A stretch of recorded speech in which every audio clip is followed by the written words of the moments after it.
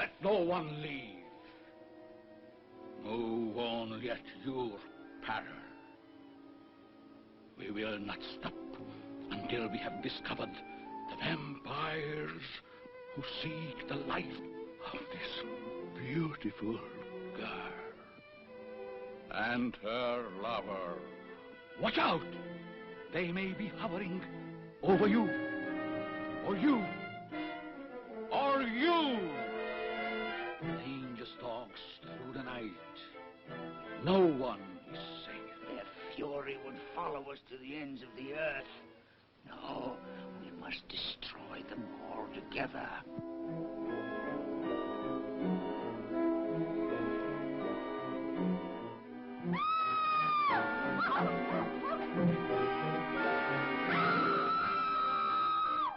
Scourge of mankind, they shall be found.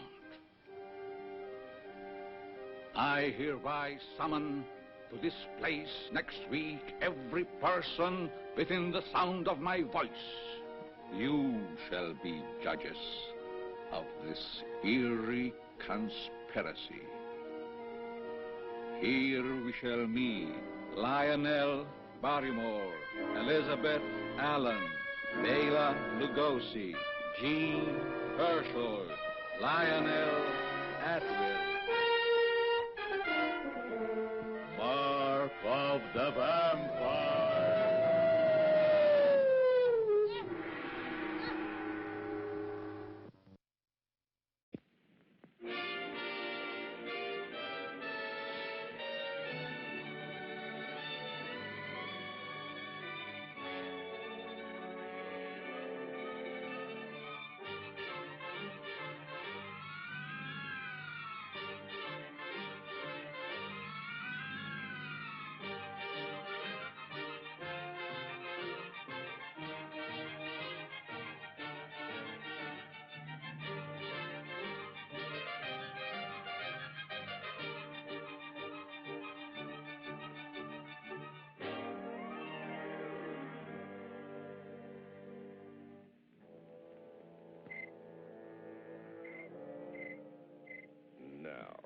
Isn't this a perfect setting for a spine-tingling ghost story?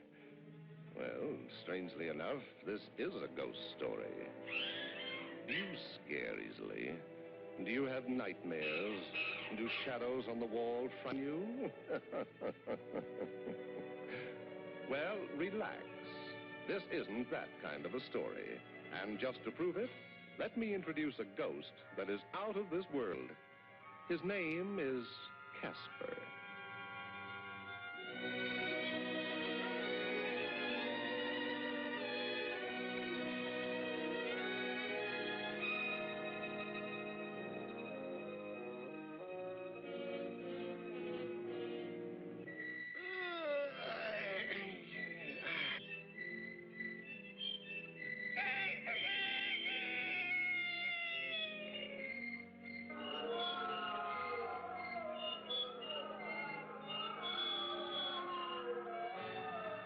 Every night, with the rise of the moon, Casper's neighbors go off on their job of scaring the daylights out of people.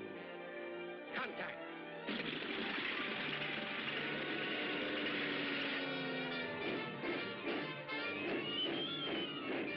Boo! Boo! Boo!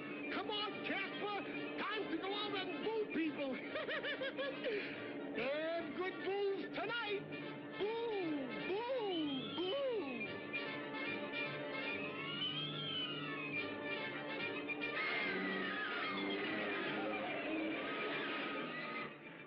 Casper doesn't want to go out and boo people. He wants to be friendly. Casper sees no future in this sort of life, so he decides to go out and make friends.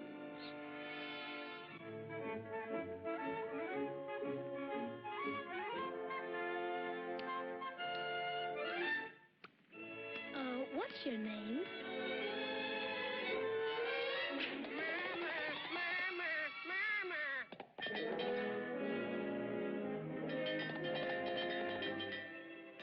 I'm Casper.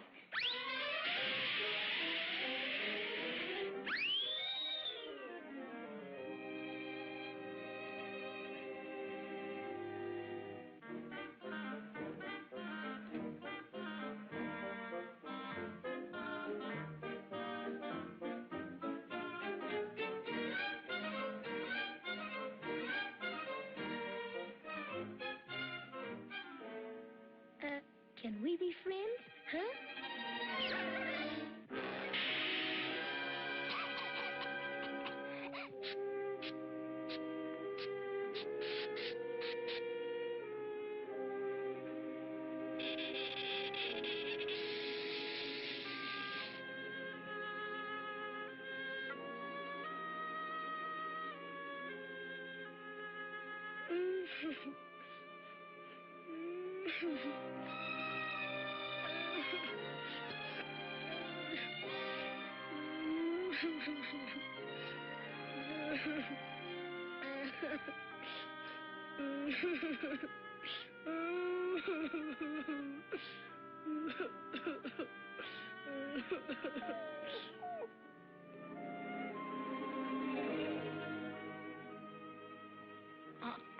Aren't you scared of me? You're a cute little fox.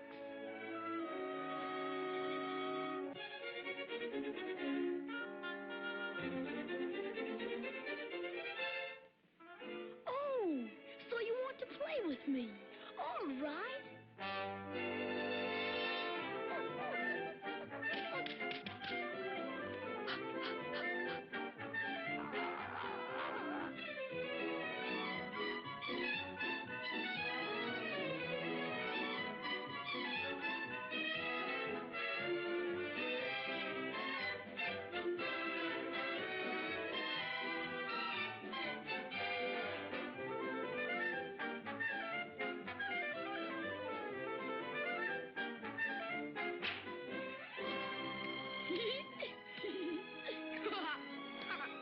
You're my best friend, so I'll give you an extra special name. Ferdy. That's it, Ferdy Fox. 1, 2, 3, 4, 5, 6, 7, 8, 9, 10, 11, 12, 13.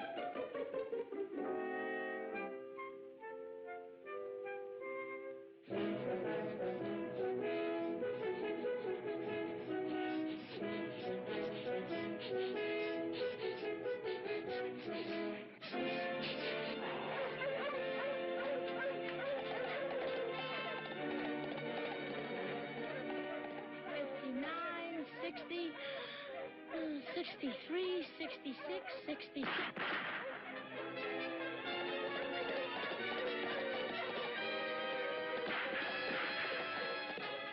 Oh, they're after Ferdy.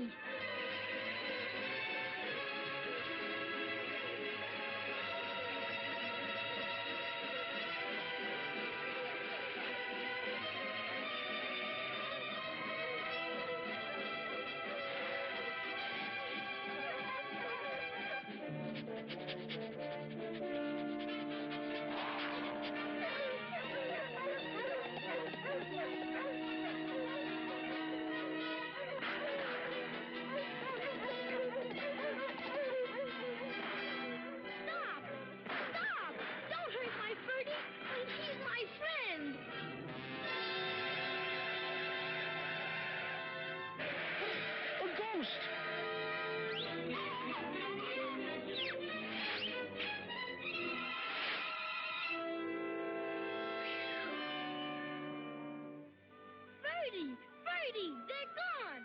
Where are you?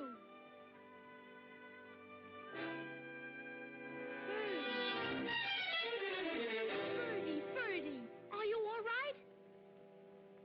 Oh, Ferdy. The only friend I ever had in my whole life.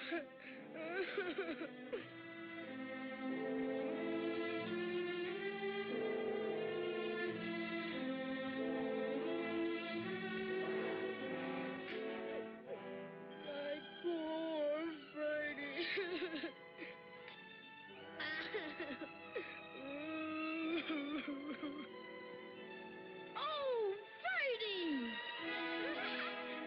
And so, Casper and Ferdy lived happily ever after.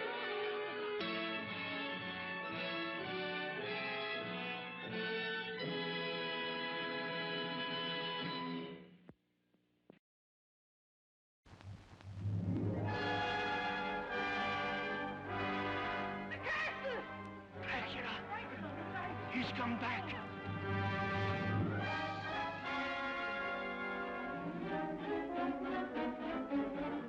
Sander, look at me. What do you see in my eyes? Death. Do you like jewels, Lily? This is very old and very beautiful. Please don't come any closer.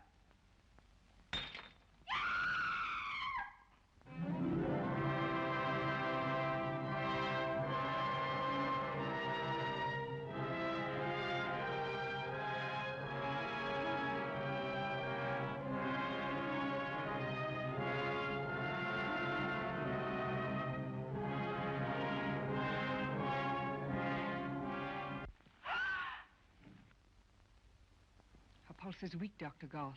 Growing weaker. All your skill can't help her now. She's under a spell that can be broken only by me. Or death. I am Dracula's daughter.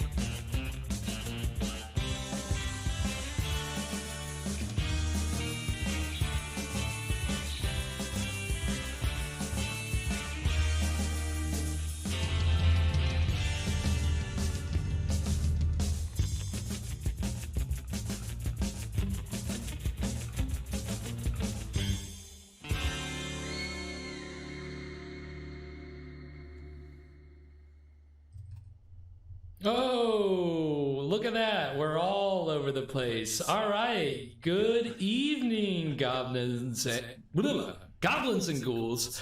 I am your host, Spakenstein, and I'm joined by my very good friends, Mr. Evan Sink, and for the first time, we are joined by our very good friend and loyal watcher, Mr. Fresh Rogan. How you doing tonight, Fresh? Fresh Rogan in the house. I have my dead man's bootstrap mixed up, and it tastes like alcoholic key lime pie. Yes, exactly. It's a hell of a drink, and you've already gotten started. And we are, as you can tell, we are full on here with me figuring out what our overlays are doing. So while I'm figuring that out, Evan, how are you doing tonight, sir? I'm great. There we go. Okay, and then I just got to get Adam right. Boom. Okay. All right. We're in. Okay. I am very sorry for that. I apologize. Goblins and ghouls. All right. We are up and running. We're going now. All right. So thank you guys so much for joining us tonight. Evan, thank you for joining me here in the studio. And Adam, I'm going to keep doing that. Fresh. Joining us, Adam Fresh, I'll do it all night. Joining us all the way from, well, I don't know if you want me to reveal your exact location, but outside the studio. Yeah, give everyone my GPS coordinates. Yeah, so his address, I'm gonna pop this up on the screen. I'm surprised that didn't already flash up. Be sure to mail me dangerous stuff. Right, Adam will accept any strange packages or unsolicited material that you have to send. If you want to send it to the show, you can send it Adam's way. He'll sign for it. But it's, he just be warned. He's going to send it back to you COD, and you're going to be forced to pay. They're very persistent over Call of Duty. Right, exactly. Oh, man. All right. Well, thank you guys so much for joining us this evening. We've got a very fun night in store. The theme tonight, the monster of the evening, is vampires, which we haven't had yet. We've had werewolves. We've had zombies, voodoo, whatever you want to call it, mixed in, as we discussed. We've had Frankenstein's monster. And now... Cowboys. We even had cowboys. We had the outlaw. We had Jesse James. And now we finally got vampires. We can check it off the list. So this film that we're bringing to you tonight is a 1943 film called Dead Men Walk. And it's, again, from a little kind of group of studios back in the day that was called Poverty Row. It was in Hollywood where all the cheap movies were churned out. A lot of the B and below B movies. And this is, you're going to see, is basically at the time, a mockbuster for your more popular big time vampire films. This is very much just a ripoff, but it's actually got some nice touches. It's a lot of fun. Comes from a different studio called Producers Releasing Corporation, or PRC. We'll see a lot of movies from them on the show. So again, since this is a vampire film, we like to have drinks that are themed along with the movie for our weekly segment, which is called, Evan, what were you drinking? What were you drinking? You have to say it like that, or else the pun doesn't work. Exactly. You've always got to make sure you tell the audience that. That's the only way they're going to know. Right. That's how we introduce the segment. So tonight's drink is, it's interesting. Tonight is an original drink. It is called the Dead Man's Bootstrap. So as I'm going down this cocktail rabbit hole, I've quickly realized a few things. First, that anytime I look up a cocktail that sounds really nice to drink, I can't get the ingredients because I live in a small town, and if I want to get the stuff, you have to go to the city, and so they don't sell the stuff at the supermarket, unfortunately, or the corner liquor store. But what I've also realized is that I'm pretty sure you can just make a cocktail up. Like, as long as it doesn't already exist, you can put anything in a glass and just name it. So what I kind of did tonight is it's a little bit of a combination of two other cocktails, the Dead Man's Boots and the Dead Man's Handle, using ingredients that I can find around here, and maybe you at home can also find. So this is a drink made with Prosecco, white tequila, triple sec, lime juice, some simple syrup, and then we're going to top with some ginger beer. So what we basically have here is a sparkling margarita that also has ginger beer. Yes, and as I've told Evan, tequila and myself, we have an interesting relationship. As long as I'm drinking in moderation, then tequila and I are fine, but certainly I have to make sure I'm pacing myself. So, and Adam, you've already... Just don't start fist fighting your laptop.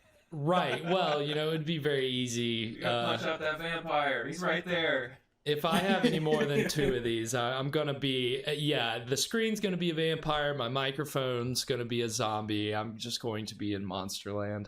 So I'm going to be taking it easy on this drink tonight. Adam, can you give us a preview? You've already made yourself one. What do you think? So this has quite a bit of sugar, lime, and ginger, so it kind of tastes like an alcoholic key lime pie to me. Ooh, okay. So if you enjoy key lime pie, then this is the drink for you. Let's try it out. All right, cheers. My drink's a little full. Oh, clink. Clink. All right, bottoms up. Well, not bottoms up, but...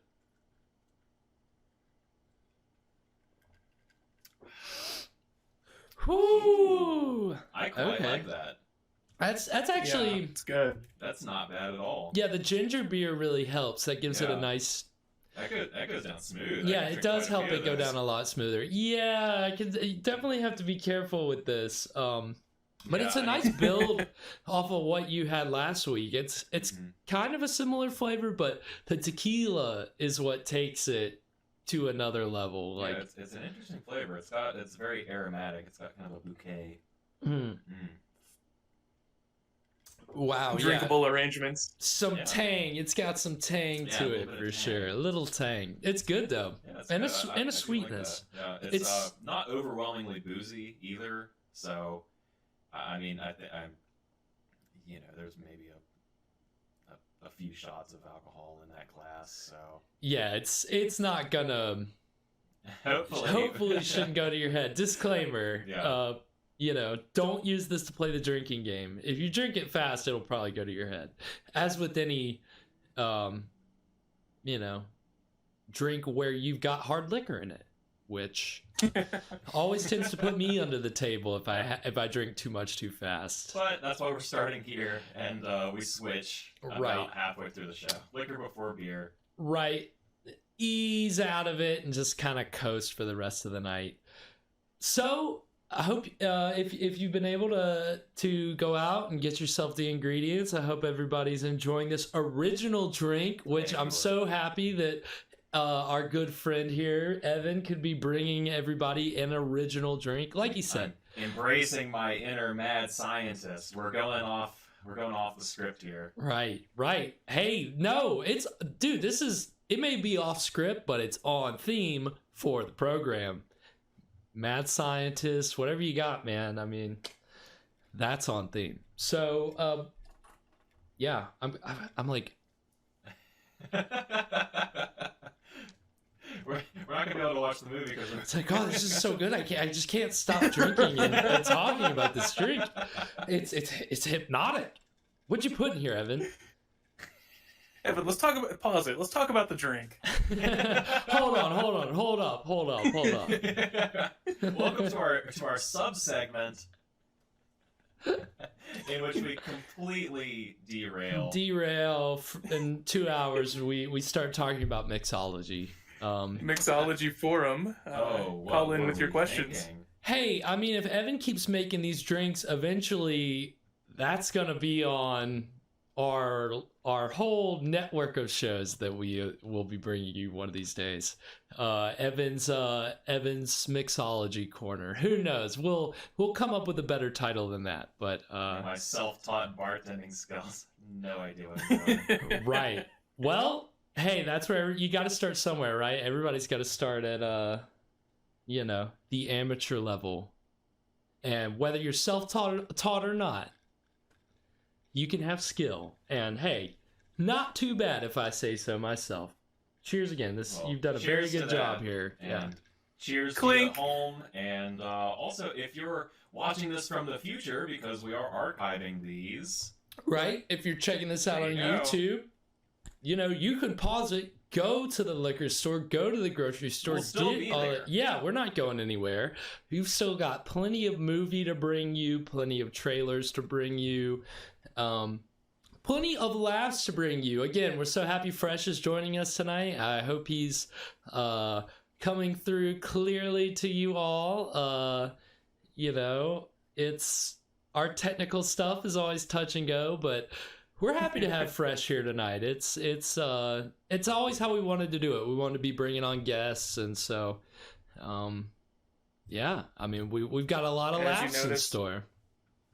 As you notice, I have a very, very cool gun made out of Rain energy cans. He's always locked and loaded, everyone. It is not cringy. It is actually really cool. Right. So. If you can't tell, this is also... His screen is not frozen. This is his avatar. That's why he's blue. If you tune into the mini-sodes, you'll see when Evan can't join me in studio or when my brother Job is joining us, they both have their wonderful blue avatars. So Adam was able to send us the most badass picture that he had, which is, I'm gonna make it rain on you with this fucking heater. There we go. But I really need to have that queued up on the sound effects. I don't know why I don't have it. Yeah, I mean, well, we have this big Casio keyboard. I just don't have the right plugin for it. If I did, I'd just hand that keyboard over to Evan and let him be the sound effects man. He would have a field date with that. queuing up the baseball organ music. Dun, dun, dun, dun, dun, dun. Well, you know, I've often debated if having some kind of eerie organ music under all of the proceedings would be appropriate. So if it ever strikes your fancy to just start fucking around on an organ one night, I'm all for it. Musical organ. Organ's A just musical organ. right. Come on, Evan. Yeah, we gotta. Ooh, this isn't that kind of stream. Right. We're on the wrong website. We might be able to get away with that on Twitch, but YouTube, no way. Again, I already went on enough of a rant on our mini-sode episode on Wednesday about all my problems with YouTube, so I digress on that. We're starting off on the right foot there. Right, yeah, our relationship with YouTube is gonna be contentious. Sterling reputation. Well, anyway, we're gonna get into Dead Men Walk again, 1943. It is, again, we saw Voodoo Man a couple weeks ago. If you tuned in for that, then you should. That's about what you can expect here. Is this earlier than Voodoo Man? This is a year before. Okay. I think the year before.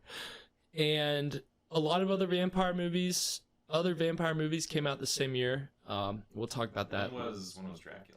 So the original Dracula came out in 1931. So this is like 12 years afterwards, and we'll find out that this has a lot in common with that. So I'll leave it up to you guys to decide if it's for better or for worse, if your movie is like a mockbuster from a popular movie that's 12 years old. It happens. I mean, I'm pretty sure The Asylum still does that with like movies like, wait, they're making a mockbuster about that now? Like, but we'll also talk about that. There's a whole, again, with every movie, there's some kind of facet of then to now, things in the film industry and just pop culture that we can all dig into. And Plenty of angles. And we'll dig into all of it. So, got more angles than a stop sign. Boys, anything else? See, and I'm going to miss it. That's why we have to have that. So while we're streaming this, I'm also going to be playing Elden Ring over on my channel. If you guys want to come over instead of watching this at the exact same time, I feel like that's not going to cause any issues or anything. Not at all. You know, we're always happy to do a dual stream. You know, to be. If you hear me cussing or getting aggravated, just disregard it. It's fine. I am watching the movie. I'm just also going to have a few boss fights probably during the film. So again, any loud cursing, any like banging of keyboards, or like if it sounds like a fist just went through some drywall, ignore it. You know, or go over to check out Fresh's stream of that and see it happen live. I'm only here to hijack the viewers from the stream. Hey, it's all about self-promotion. We got to do what we got to do, right? You take every shot you can. This is a cutthroat business. I'm all for it, man. Gotta claw our way to the top, baby. It's gonna steal our 2 viewers. Hey, Clink. Yeah, and see, that's always you can always have fun, right? There's only 1 or 2. You guys know we're all palling around here. We're just having a good time, so we're just joshing around. just jabbing, jib jabbing, throwing Jacobing around. Yes. Oh my God. All right. Well, well, I think without any further ado, well, and so we've got a little thing with our setup here. We've got to do it a particular way. So I've got to make sure. Adam, are you good to go? Are you all queued up? Yeah, I'm queued up. Just let me know when. All right, we are going to start the movie right now. And again, this is Dead Men Walk, 1943. Yeah.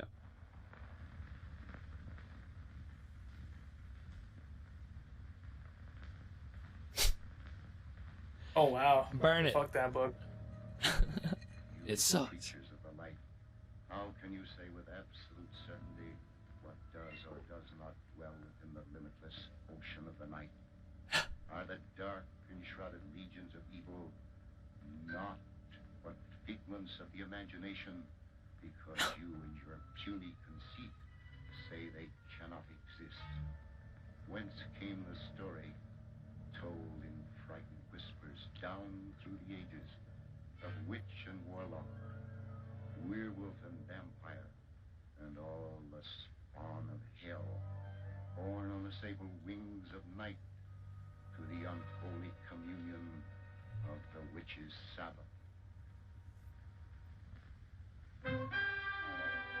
This is kind of pretty metal opening. Like that's good monologue there. Very rare for one of these old movies to have a opening sequence like this, or a pre-credit sequence. Twilight Zone. Right? Yeah. Really, it was not a common thing back then. So, you know, employed to good effect here. Again, this was the era of, you know, midnight ghost shows where they had people who would talk like that, and they looked like they were a disembodied head. And so, the good old days. So the guys that the director and the producer of this are brothers. They did a lot of these cheap movies for this company. But this is a different. Is this the same Different studio, different people. Okay. Yep. And consign this soul to infinite mercy.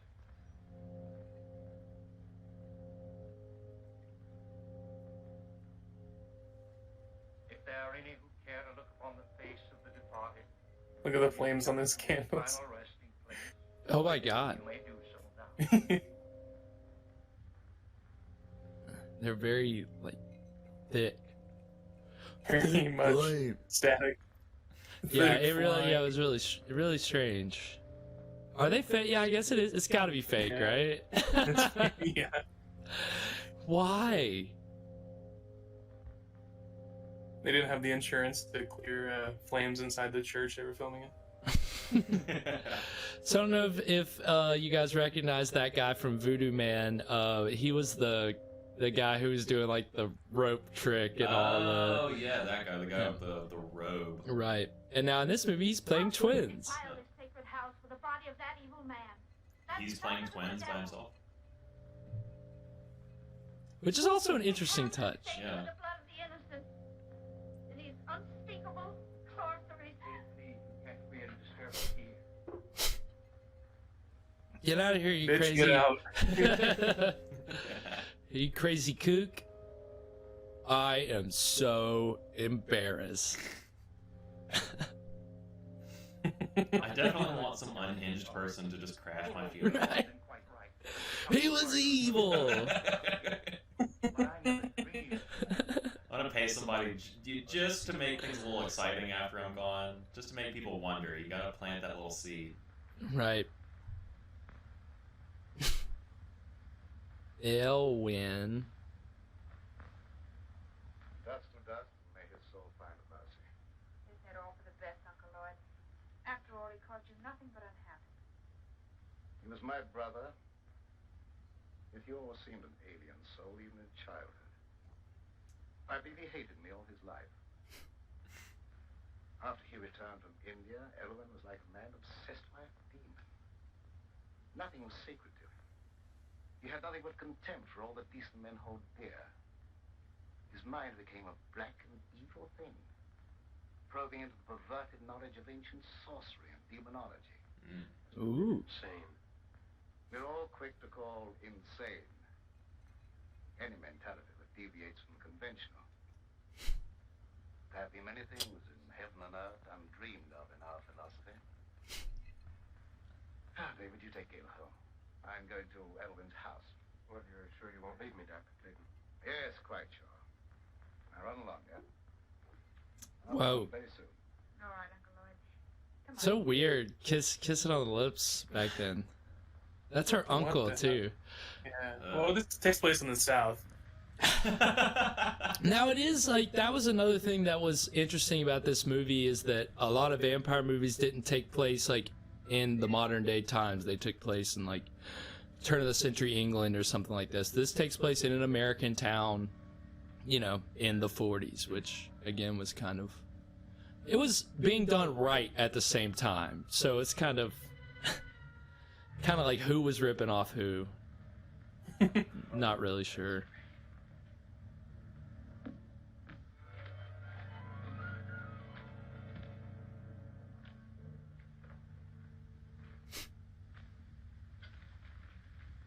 Demons, witches, sorcerers. I'm gonna burn it all. Surely nothing terrible important is here. gonna happen.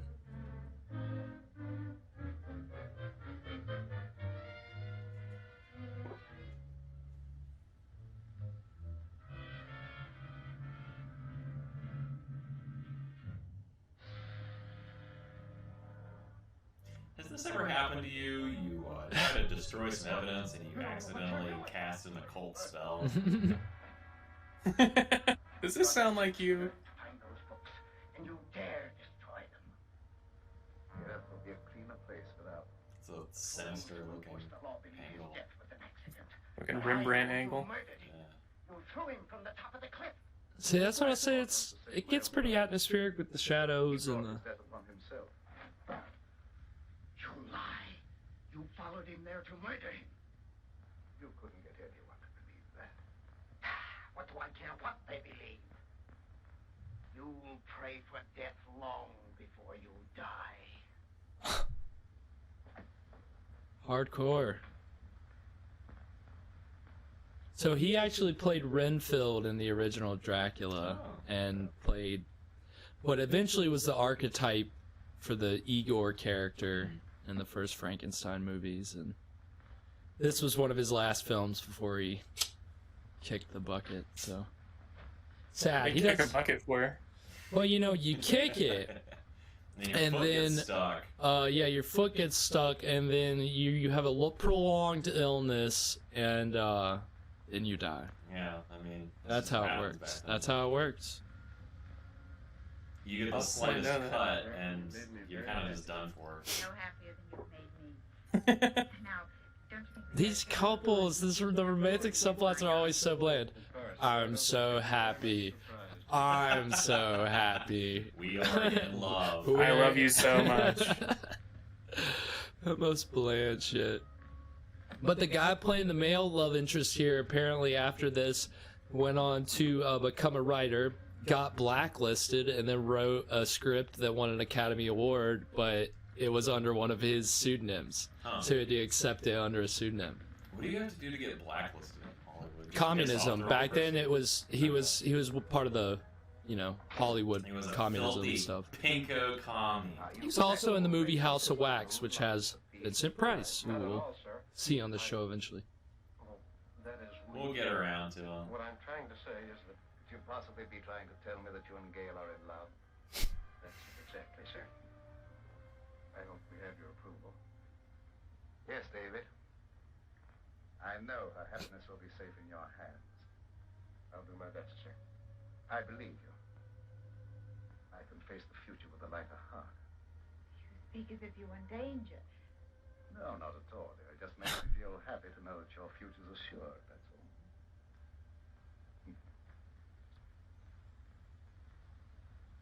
Weird. Yeah, that's exactly what I was thinking too, Fresh. Weird. Yeah. Weird. The eye contact, yeah, it's just a length of weird. the eye contact was so strange. It's a weird relationship, and that's her uncle. It's not even her. It's I don't know. It's just strange. Which is weird because he's her uncle, but then it's unclear if his brother is also her uncle or her father. So that'll come into play later. Oh, it's his twin. Right.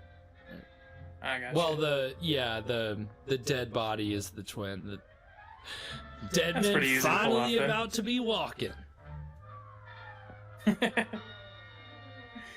He just takes the glasses off, and then he's the twin. The glasses and the toupee, and then he's the twin. So he's basically Superman. Right, exactly. He just takes the glasses off.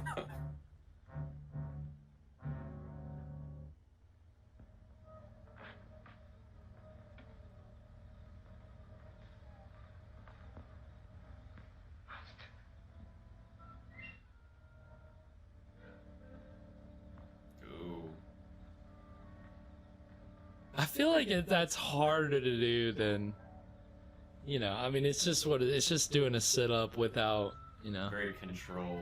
Very controlled sit-up. He looks like he's struggling a little bit. Maybe he's just, you know, shaking off the rigor mortis. Yeah, it takes a few hours to kind of walk off. Work it out.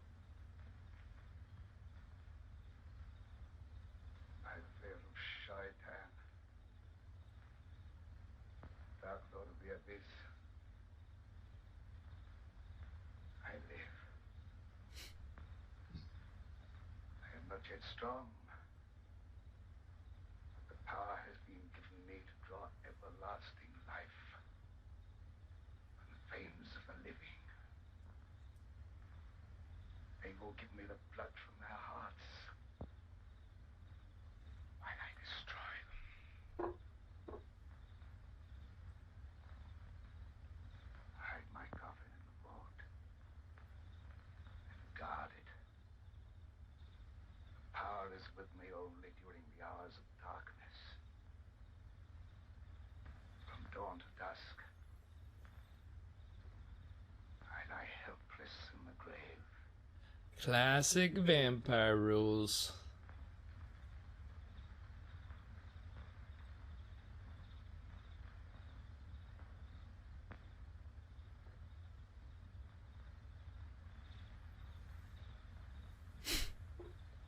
Time to slowly go get myself some sustenance. Hopefully I don't get caught. Hopefully someone invites me in. So do they call him a vampire in this one, or is it just like an occult thing? So it's a weird... There's in one of the other movies, vampire movies that came out this same year, they both have the mythology where he was a person in the living who was into the occult, and then when he died, he becomes a vampire just because of his occult interest. It's like a weird... It's not like the Dracula thing. It's kind of... So is he still a bloodsucker? Yes. That is what he is going in for right now. He's just going in for a kiss. Just going in for it. Dude, if she had had some garlic, this all could have been avoided. So... no, I don't think that's the first. I'm trying to figure out where the first break is at. I don't think that's the first break.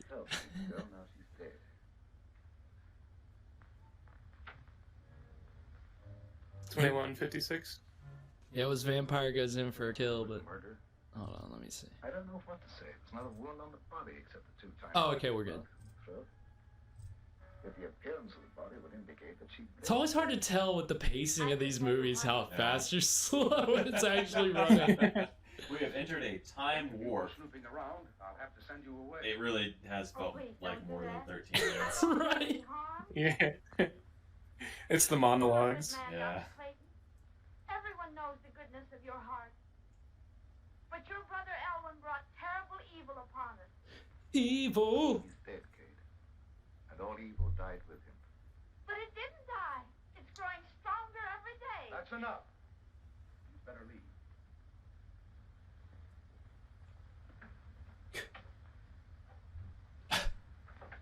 I love that exiting a place by just, you know, backing out and keeping your eyes on everybody as you leave. I'm not going to turn to leave. My eyes are on you the whole time. Well, we did that in Oh, yeah, in that sketch, that's right. We had to work around logistical problems so it was easier for Evan to exit the room that way than it was to turn around and exit. Without turning around.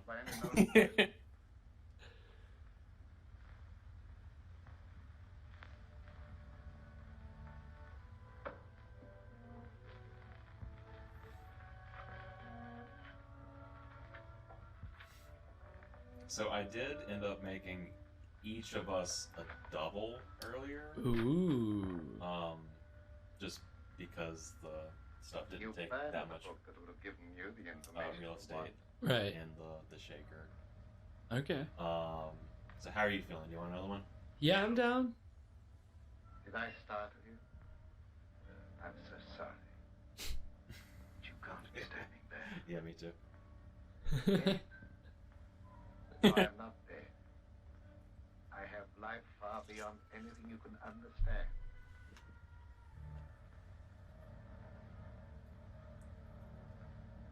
Oh, wow. Many of the less guilty of murder. How did they do this? How They did didn't they do- have After Effects. No After Effects or green screen. Mortal span of life. No blue screen. Back then, it was just easier to actually cast a spell. That's why it's called movie magic. Party when it was placed in the vault. You'll know that I'm no intangible figment of your imagination when you feel the weight of my hatred. Your life will be a torment. So this guy, George Zucco, didn't get a lot of chances to play lead roles, so you can tell he's eating it up here. He's doubling it up right here. Right. He's like, I want to be 2 lead roles. Does he get paid twice the salary for this? Oh, if only. No, there's no way. He would be so lucky. Yeah, right.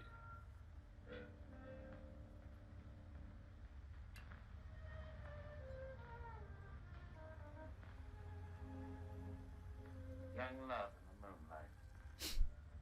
Theme of so many poetic rhapsodies.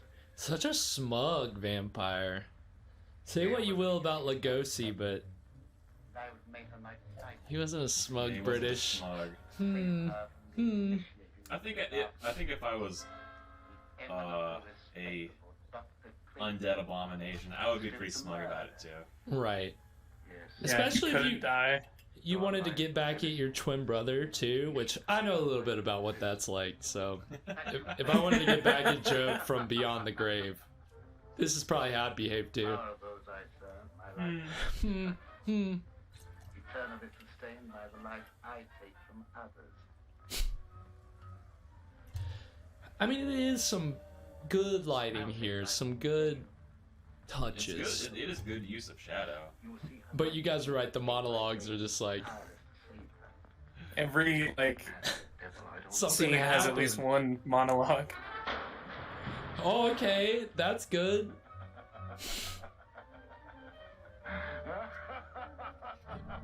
I mean, very rarely does any character be like, "Oh, I should shoot him." That was good. That was actually not bad.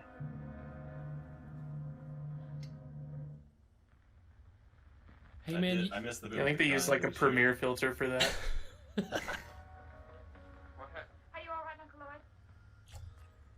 Yes, there's nothing to worry about, dear. I thought I saw a burglar, that's all. Nearly frightened me to death. I'm sorry I frightened you. It was nothing but a shadow. Yeah, that I shot at 6 times. It's fine. Good night, Uncle Lloyd. I just wanted to empty the clip. I mean, I don't think there was. I haven't shot this thing in a while. Got that I wanted some itchy action. trigger finger. It's a long time to wait, but I'll see you in the morning. An ambitious young doctor shouldn't waste his valuable time thinking up pretty speeches. Good night. Good night. Yeah, see, they're even acknowledging that they're just saying speeches, man. Come on. Get out of here. Forgive me, Dr. Clayton, if I seem to be impertinent. But have you told all the truth about that shooting? No. I have reason to doubt my own sanity. Why do you say that? I saw my brother Elwyn here as plainly as I see you and talk to him. If it was no insane hallucination, it's too terrible to think about. Terrible. Oh, don't worry about it. You've been under a great strain lately, and you know what kind of tricks our nerves play on us sometimes. Yes, that's my only hope. If you let me take over most of the burden of your practice for a while, I'm sure you'd be all right in no time. Oh, okay. there's his Now we angle. see what his angle is. He's behind all this. You just trying to take my business.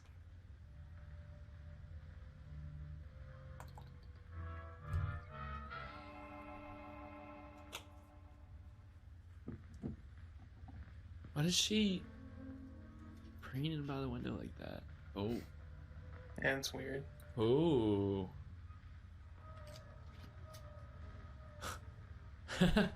Got spooked.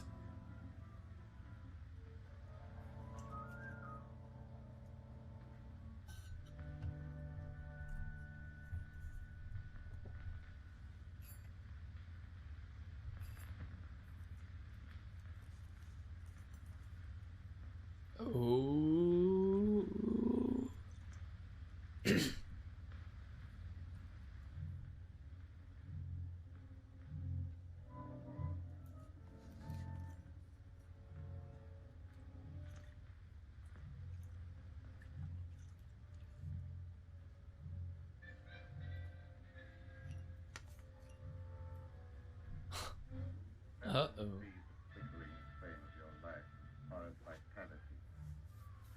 final outcome will be the same.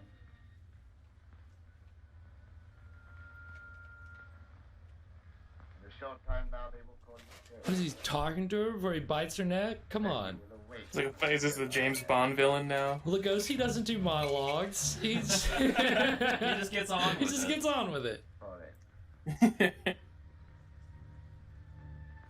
But this guy doesn't have the eyebrows to carry the performance. He's got to add something. And you're 100% right about that.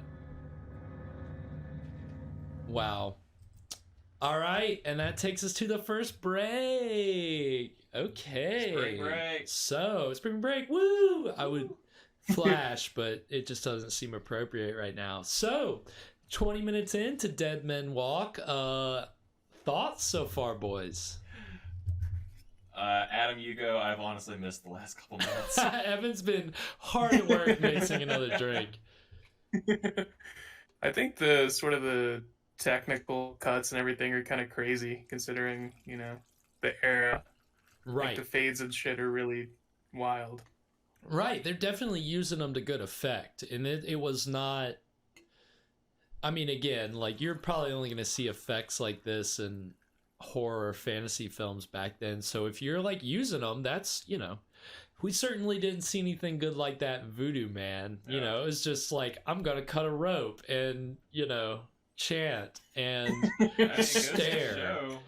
Even if you don't have the budget, you can still do some kind of impressive stuff. Right, exactly. If you can light a scene interesting, and again, again, like Adam's saying, I mean, it's technical stuff, but it's things like just cutting and fading and split screening. I mean, all of that was.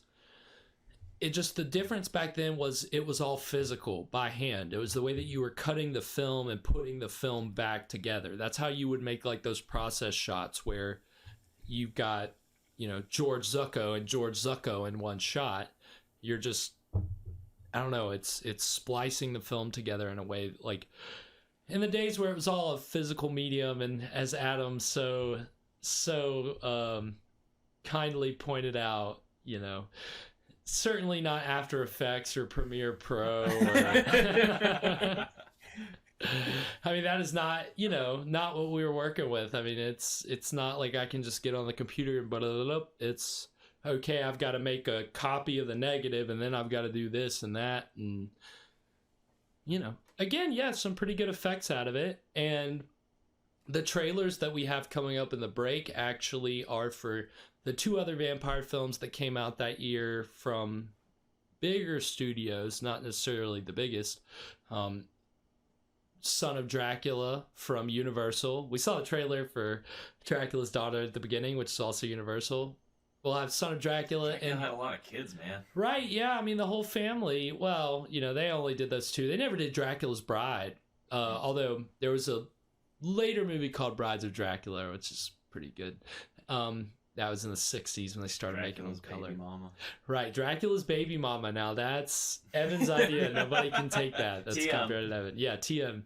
And then the other one is called The Return of the Vampire, which was a film that Lugosi's actually in, where he's basically playing Dracula. It's just not called Dracula, and it's from Colombia. And then so the other one, Son of Dracula, Evan, that was the vampire movie that you watched a little bit of down in the garage that you remember, like when the fog like came through the door. Oh, yeah, that effect. Yeah, I loved that. So that's why it's cool, Adam, that you brought up the effects, because in this other movie from the same year, they use a lot of really cooler effects than are even in here. Really Yeah, like, I wish I knew how to do that. It's like it's really Dracula like materializes like as fog, like through a door or like through a coffin, like which is floating in a swamp. There's like, and it takes place in a bayou. It's got some cool touches, and you know, and then this movie that we're watching tonight actually has a lot of similarities with plot to Return of the Vampire, which is the other trailer of the Lugosi film. So you guys will get to see those and get a little more context. And anything before we go to break, Adam or Evan? No, sir.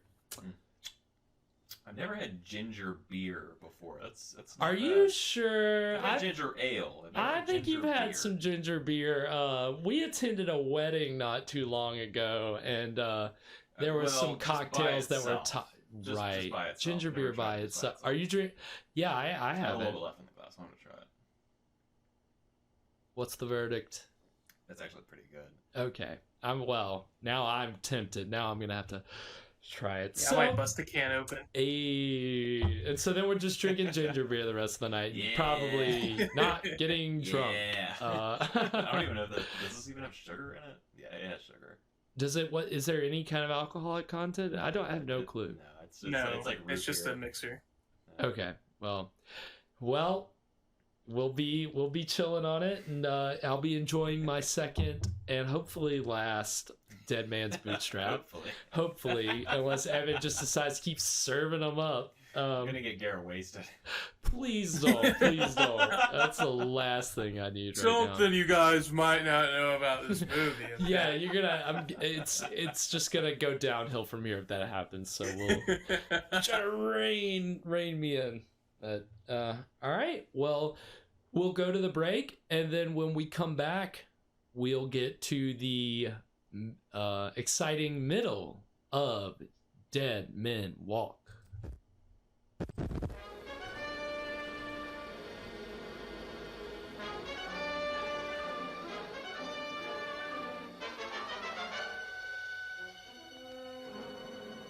I see you marrying a corpse, living in a grave. The vampire can assume very many different forms at will.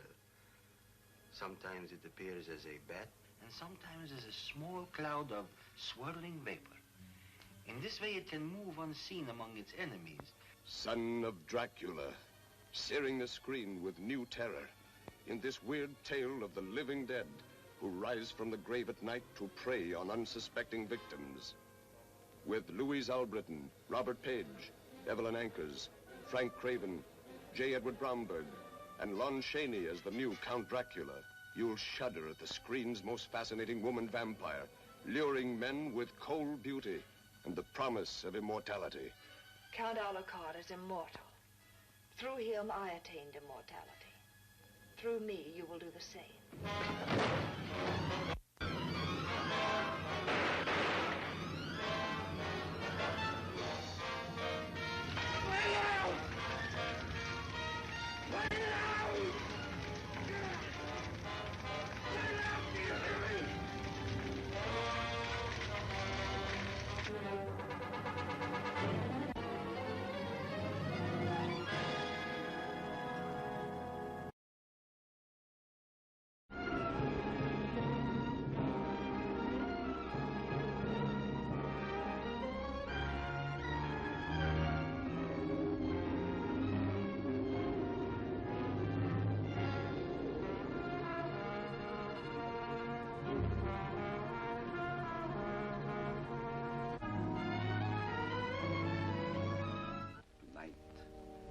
Will take Nikki away. Her soul will wander through the night, and you will never find where her body rests. Nikki, come to me.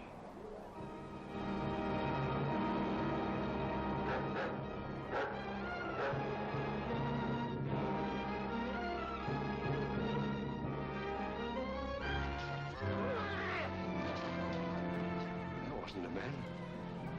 That was a wolf.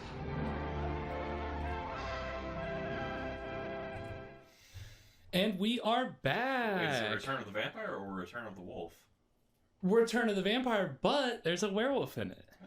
So that's a nice little interesting touch. I think it was either the same year or the year after that they did Frankenstein Meets the Wolfman. So I don't know if that preempted the Monster Mash. Meets Superman. Right. Well, that certainly would have been something. I mean, you might as well bring them all in. Which again, we were talking about monster mashes last week with the whole idea of mashing up famous characters. And so, yeah, Return of the Vampire was the first time that you were seeing any kind of monster mashup if Frankenstein and the Wolfman didn't come first. I thought that was a dance. Well, yeah. No, it's you do the mash, you do the monster mash. It's a smash. It'll catch on in a flash. So, what can I say? I think you pretty He's much got summed bars. I think I pretty much summed it up. Oh, I can go with the whole song. Don't you test me. Oh man. All right. Well, yeah. So, yeah, both of those were the two vampire movies and the Son of Dracula trailer. I don't know if they highlighted any of the effects there. But yeah, the fog effect. Both shots with the fog effect was in there. Oh, okay, cool. Yeah, that's good to know. Because yeah, it's kind of wild. They had a guy there working at Universal doing special effects for like most of their big movies, who ended up going on to win some Oscars for special effects and or won Oscar. But he designed, like, you know, when the first Invisible Man movies came out, he was the one coming up with those effects. So he was doing it at Universal, and then here at these Poverty Row Studios, it was just, if somebody was bright enough to think of it in a short amount of time. Someone's nephew that they brought on set. Right. Well, again, like I said, the director and the producer are brothers, and they've got different names. One's name is like Sam Newfield, and the other one's name is like Sigmund I don't know. They've got different names, but New Meadow. I don't know. But they're brothers, and so yeah, you had a lot of this. Just like, you worked off of, you know, and it's still this way, your connections, who you know. But back in that day with the small studios, it was just whoever had a bright idea and could do it cheap. Who was willing to work for free? Right. And that's and the studio that did this film, PRC, they were known for getting those like artists who were willing to work for nothing. We'll pay you in exposure. The studio, like, right, it was 100% true, because the studios had blacklisted some of these people, and so the only places they could work were at these Poverty Row Studios, and this studio in particular, PRC, gave people a chance to shine. And turns out communists love monologues. Communists just say, yeah, who knew? Yeah, and I can't remember who exactly the writers were on this, but yeah, like we said, the guy who's playing the love interest here ended up being blacklisted for the whole communism thing in the 50s, and then won an Oscar under a pseudonym, and that was a thing that happened to a lot of writers in the 50s and the 60s, and won Oscars under pseudonyms. Right? Yeah, I mean it was screenwriters was mostly where it happened. So his pseudonym was Mikhail Gorbachev. Right. Yeah. V.I. Lenin in. It's not this. It's no relation to communism, I assure you. And meanwhile, all the senators are like breathing down the microphone, yelling. Oh my God. Could you imagine? Not much has changed. Our politicians are still on witch hunts, and you know, I digress. Gorbachev, bring down this curtain call. Oh God! All right. So we're gonna get on with the show. Dead Men Walk, the meaty middle. Hopefully, we'll see. Hopefully, the monologues don't just bog us down even more, and we actually lurch forward with this plot. Yeah, I love it when a plot lurches forward. Right. It makes it it's so engaging, right? It makes it so much fun. So, all right, well, here we go. Dead Men Walk, the middle.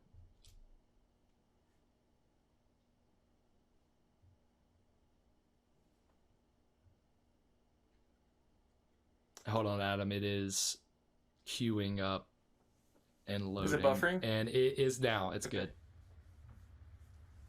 Wait, where are you guys at? We're here. What timestamp are you at? Oh shit, you're serious? Okay, hold on, I got you. Yeah. Because mine had already started. We are at 22, 13, 14, 15, 16, 17, 18. Okay, we're good. Cause yet? As you can see, she has all the symptoms of acute anemia, and I'm treating her for that. But I can't find a single case in medical history where it developed so quickly. There must be something that can So how many dead men are walking in this one? Is it just the one? Again, these titles, man, you get misnomers. Dead Man Walk. Dead Man Walk. That doesn't have the same ring to it, unfortunately. Dead men do walk, but this is just one example. They said that costs too much to fit on the poster. Are you crazy?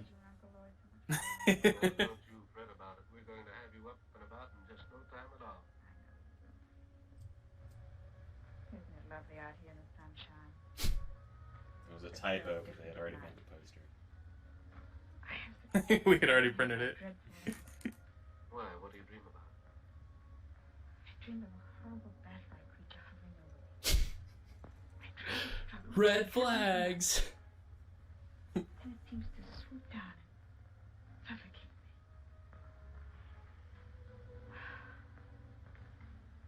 Where did you get those marks on your neck? An insect bite, I guess. Come on, bro. You know what's up. When did that happen? I don't know. I just happened to discover the marks It's the current time. You've seen Dracula. Are they painful? No. I mean, this scene is almost like very reminiscent of multiple scenes in Dracula. The men are like gathered around her. What's wrong? What are those marks on your neck? Isn't that just the conceit of every movie like this? That like all of the associated media just doesn't exist in this world. Pretty much. Nobody's ever heard of Bram Stoker or Dracula. This is set in an alternate world where Bram Stoker didn't exist. Vampire? What's that? Where Stoker doesn't exist, but vampires do. There's more cuddling for I've never heard of such a thing. How do you feel, darling? What does he have? I don't think we have any more. Some to worry weird, crazy stethoscope. Oh. Whoa.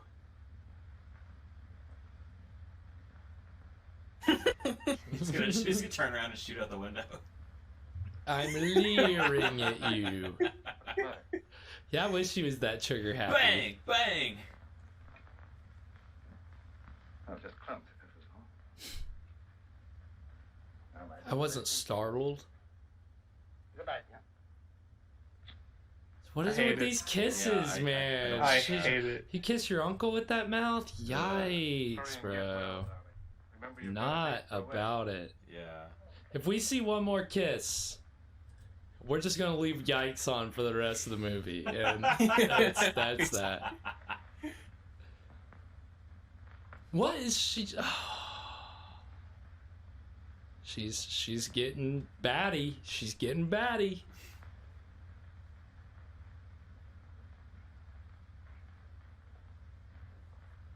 Dr. Clayton, is anything troubling you? Yes. I saw a face outside Gail's window. Well, that's absurd. Gail's window's on the I second. know it sounds fantastic, but I'm convinced that Elwin is responsible in some way for some intangible menace threatening us all. Elwin. Elwin's dead. Classic Elwin. According to all normal laws of nature, but That's a name you're never gonna hear again. If Elwin? unless it's a pretty cool family name. Elwin. Elwin? Elwin. Sounds like a fantasy name. It does, doesn't it? That's my like D&D elf name. ranger in D&D. Elwin. Elwin. Okay, so not a dead name. Don't ask me to believe that Elwin's threatening Gail's life. The dead have no power over the living. I don't know what I can See, again, if this is her uncle, that if Elwin is her uncle, it's weird. If Elwin's her father, it's even more weird. Because we know this is her uncle, so we don't know what her relation is to the twin brother. But either way, it's kind of risque for this time. There's some, you know, implied incest. You wouldn't expect it. Such an errand. Can you afford to be squeamish? My girl's life may be in danger. All right, I'll go with you. If what I fear's true, there's no time. I'm trying to think. Don't people from? It's like a Mediterranean thing, right? What? You like kiss your relatives like that? Is it? Well, I mean, I think Yeah, back then you're it was right. just a common thing too. Yeah, I know in other countries like greeting, and I'm sure with families there's a thing. but- Greeting. They're like, come on, I'm your uncle. Give me some tongue. But yeah, like kissing on the lips. I'm sure in other cultures and families, particularly, I could see it. But I think at this time too, it's probably pretty common for families. But still, seeing it now, it's just kind of like the cheek is okay, but on the lips like that, I don't know. And like, it's not like a peck. It's like they kiss on the lips. Yeah, exactly. Yeah, it's a long. Yeah. Just smooch your. He's like, come on, I'm your uncle. Give me some tongue. Ooh. Ugh. Icky. Again, Dude, kissing is icky. and it's not like the filmmakers are ignorant to this. Like, I'm sure they know. So, again, are they being subversive for that time? Who knows? I don't know. Maybe that's just their leftist pinko commie ways. These goddamn commies infiltrating our motion picture industry. I hate to come to you with this, Sheriff. I just can't wait any longer. Well, what's the trouble? Unless you do something right away, I'm afraid Gail's going to be murdered. Or who do you suspect of trying to murder her, Dr. Clayton? This man has a very flat profile. Look at his Well, Dr. face. Clayton's one of the finest men I ever knew. It is. You're right. Yeah, the other guy's got jowls, and then he's just. It's that communist definition. There's no, which is no definition. This is what a communist looks You like. can't stand out. You can't be distinct. Your face is flat. Which he would inherit if she died unmarried. So he's accusing the not vampire brother of trying to murder the chick. As a sane person would, I suppose. Yeah, because he's going crazy. The other night I insisted that he give her a blood transfusion, and immediately her condition improved. I myself could see how she became stronger. The next morning she was weaker than ever. Well, there isn't a thing I can do unless you give me some definite proof of criminal intent. After Gail is dead, you may be able to charge him with murder. Jeez, all right. That will be a great comfort to me. Damn. Yeah, not Savage. really. He seems like he's pretty willing to let her die to prove a point. No, I think he was being like sarcastic. Well, yeah, but Like, okay, I guess we wait till she dies, and then you'll know that he wanted to murder her. I guess it was the flat delivery that it was that communist delivery that threw me off. No, just resting. I heard about what was happening to you, and I had to come here. I'm the only one who can save you. Ooh. But Uncle Lord's doing everything. I may look like a spinster, but I actually know a whole lot. I'm crazy. Everyone does. But I know more about some things than you'll find in all the doctor books in this She room. looks like the log lady. She does kind of look. All she needs is the big glasses and a log in her hands. I know But it wouldn't take much for anybody. Right. And I also know what'll save you. There's no use for me to talk to Dr. Clayton or no one else. They wouldn't believe me. The sheriff said he'd send me away if I made a nuisance of myself. Don't worry about that. I can help you if you'll let me. Here. Wear this. Wear it around your neck always. Never take it off. Classic. I naturally hold the cross in reverence. The cross. But how can wear The it cross. in The cross from what? Because they haven't the power to touch the What? What did you say? vampires. Blasphemer. Creatures of the devil who are neither alive nor dead. If you even acted ignorant, so like, wait, what is that? I don't know what that is. Back in that day, they would have lost their minds if you were that sarcastic. Wait, back what's then. a vampire? I don't. Well, no, that's what I'm saying. With like, if you act like you didn't know what a cross was, or like what's the Bible? I haven't heard of this. They would have. been pissed. Excitement isn't good for our patient. Here's our president, Woodrow Wilson. I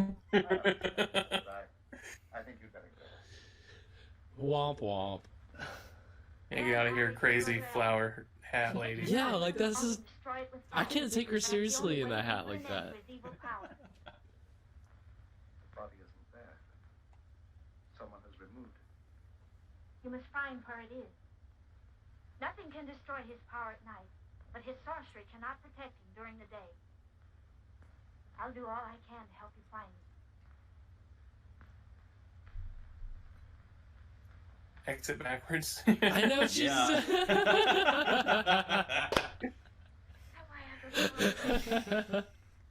That's great. I love that. So unnatural. That was a very, very necessary shot. FYI, guys, she's still backwards. Do as she said. Wear this, my dear. He believes her now. Yay. Thank God. I mean, at least they're not being super stupid. You know, sometimes in these old movies, they're just not even tuned in.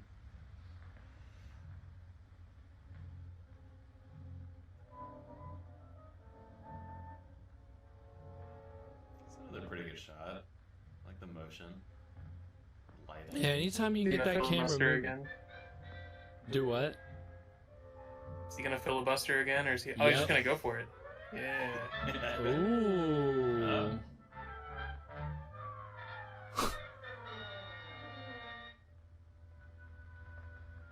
Who sleeps like that? Yeah, I cannot sleep on my back like that. I'm afraid I'm gonna choke to definitely death. aren't. I don't lay there and smile and wiggle a little bit. She's just having a good drink. Oh, my necklace.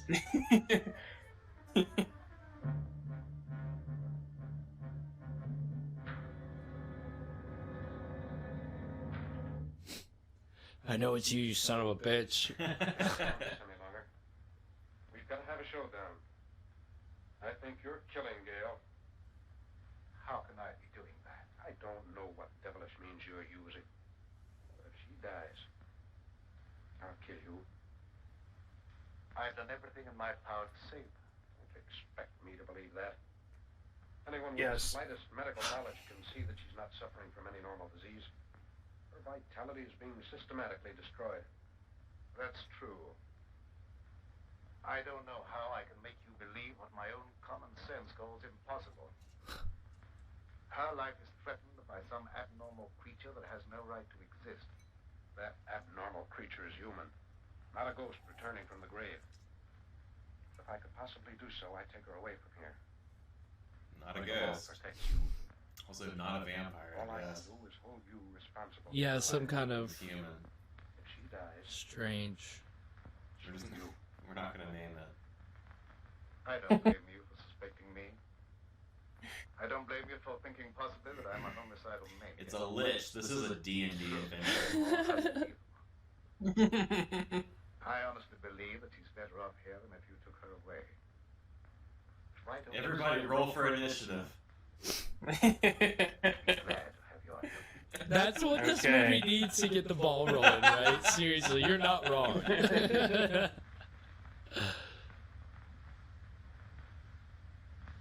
I'm sorry if I've done you an injustice.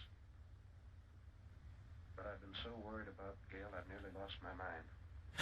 I understand, and I sympathize with you with all my heart. I'm a kindly doctor. Didn't trust him either. He's like too smart. Right.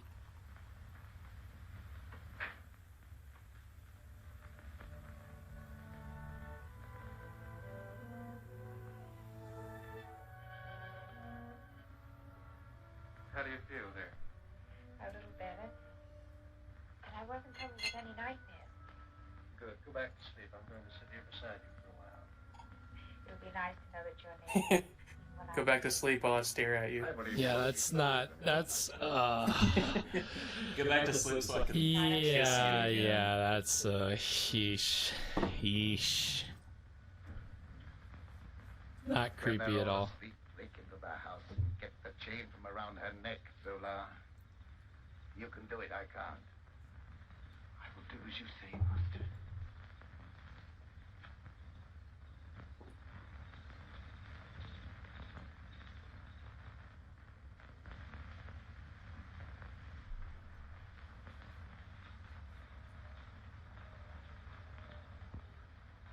This guy's name right here, his name was Dwight Frye.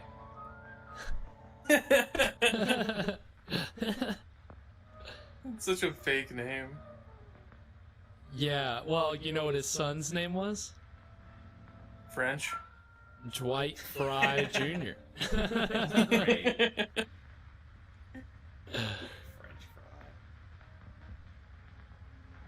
Yeah, he was like, apparently he was a big actor on the stage in like New York, and then when he went to LA and he played Renfield, he immediately got typecast and just like bit roles and, you know, henchmen and goons and lackeys and yeah.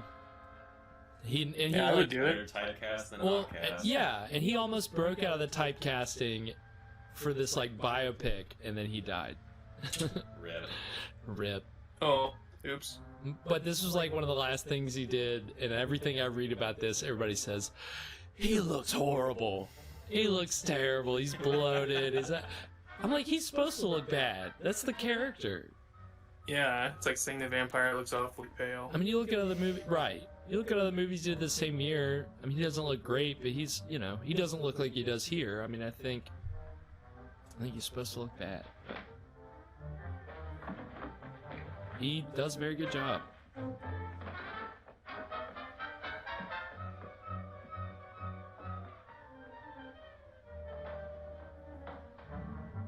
Look how smart he is. He's always reading a book when someone walks in. What? I didn't know because I was reading this book. Anything? That's Elvin's servant. What's he doing here? It looked as if he were trying to strangle Gail. I wasn't going to hurt her. What were you doing in the room? Elvin sent him for some purpose. You're the one who removed Elvin's body from the vault. Where did you hide it? I don't know what you're talking about. Elvin is dead. What's He's neither dead nor alive. He's a vampire. Oh, Gail instead will of be the out final of danger setup. until his body is in ashes. Talk about that. I know you don't believe him, but I can't let that stand in my way now. I was just reading this book. This book said they're real, so. You'll never know. No, you know, and I want to know what you're doing in this house. Ooh. I love how you can actually hear the light click off, like the light, the production light click. I have powers at my command far beyond your wildest dream. Your life is forfeit anytime I care to take it. Ooh. He has some good lines, Yeah, man. no, He that has was a pretty good some one. powerful lines, man. Hardcore. Didn't go on for too long. Just powerful, and then he's out. Right. It's not possible. It is possible. Now you know what we're up against. What can we do against a creature like that? Despite what he said, he can be destroyed. In the meantime, you guard Gale. Don't leave her alone for a minute. Yes.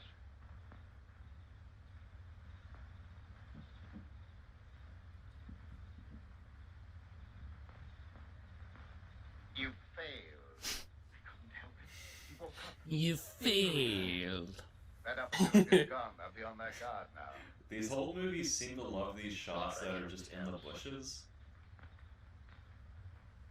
That's Maybe true. they just had one bush set that was always accessible, so it's like, oh, well, where are we going to shoot this? Well, we got that bush set. Okay, let's just shoot it there. We don't need any. It didn't have anything in the script specific, so it was just all this dialogue. We just needed somewhere to shoot it. I think that's legit, probably, in some cases, how it went. They're writing the script. They just forgot to put the slug line. Right, yeah, it's just dialogue. There's no slug lines. There's no... Young Bentley made some wild talk before No Succo barely any action. Half out of his mind with worry. Was that Doug Dimmadome? Hi. Howdy. No, but others heard. Why, I'm just your friendly neighborhood oil tycoon. There's no telling what some irresponsible hothead might do. I'm sorry to have people feel that way about me, but I don't see what I can do about it. Well, I suggest that you go Well. come to their senses. I can't be. I have work here that must be done.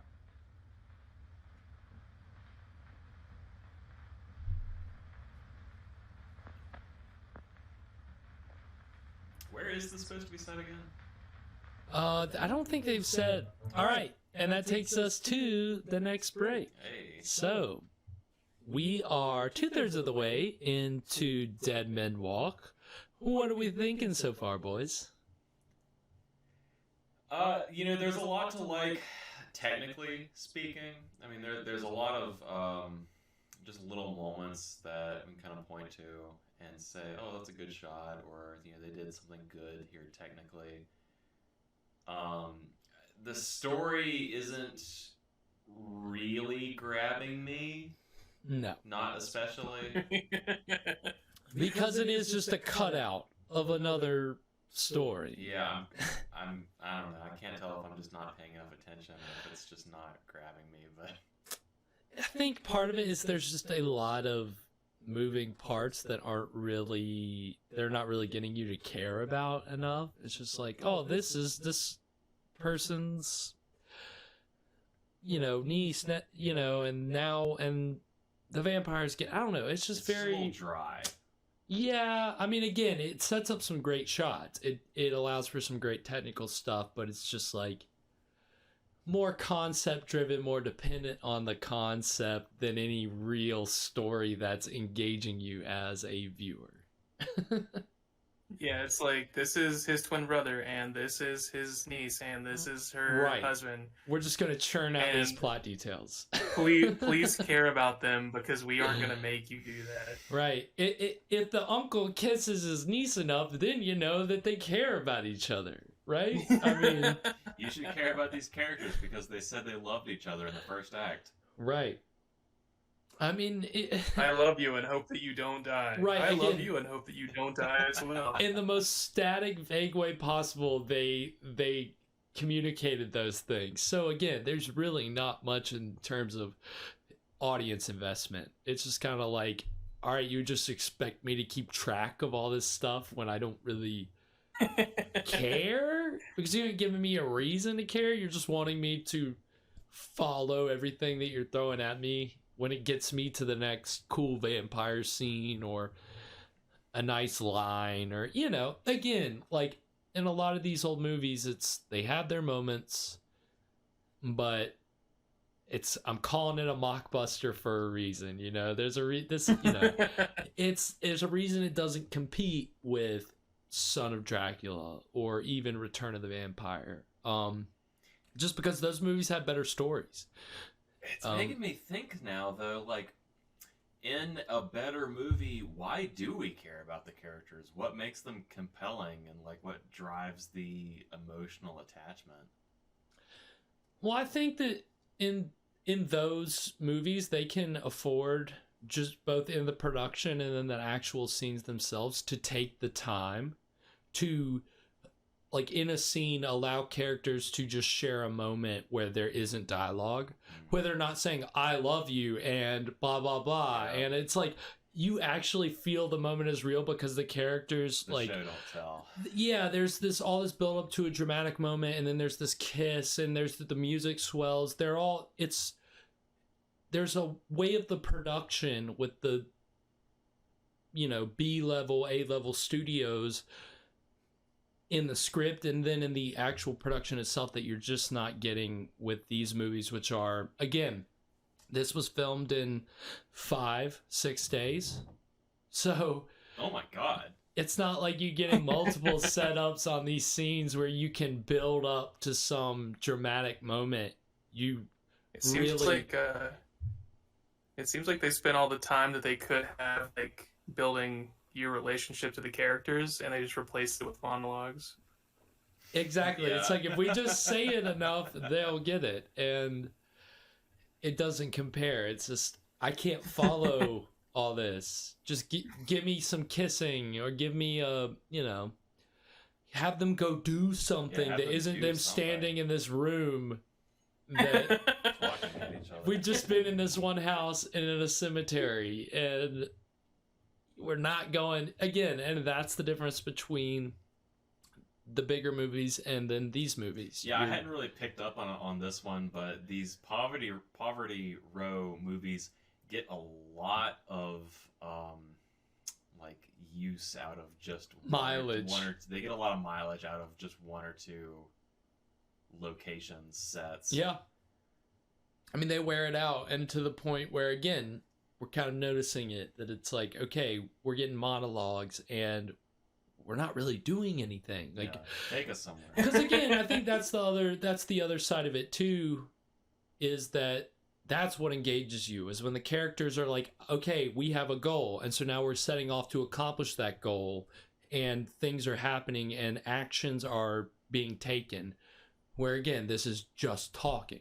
It's just not, it doesn't compare. So this movie is just a play, essentially, which, again, that's what I was thinking, because it's like watching a play where people just talk for an hour. And that's the weird thing about why I would compare this so much to the original Dracula, because that's the whole reason that's a thing, because the original Dracula is based off a stage play. So in the 31 version, they kind of film it like it's a stage play, and it's limited sets, and it's just very, very much dialogue and monologues taking place on those sets. But in 1931, kind of about what year was it when they started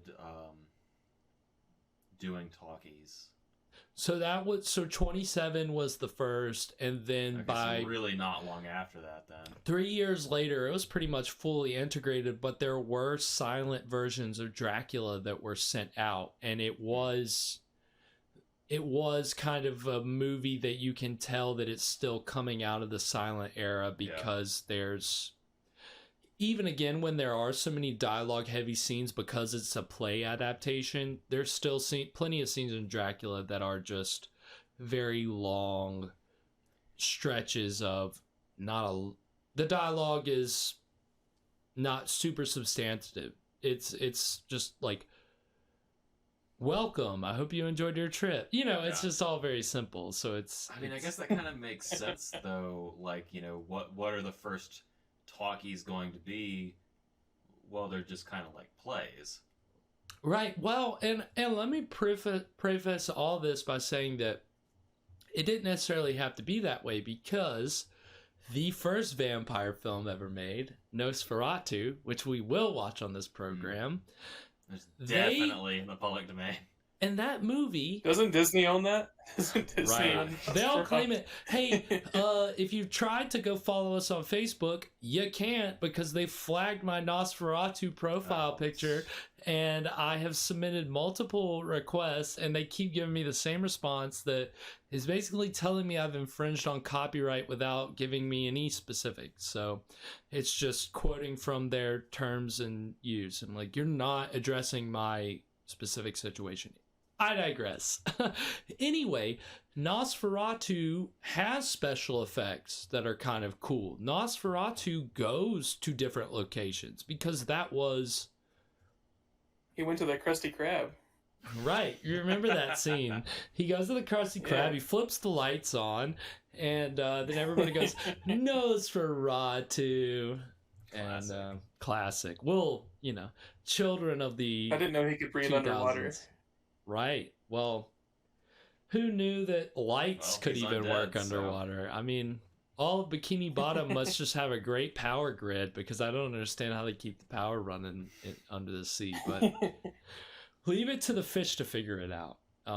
Anyway, so we are going to go to our second break, and then when we come back, we'll be in the to the exciting conclusion of Dead Men Walk. Anything before we go to break, Evan or Adam?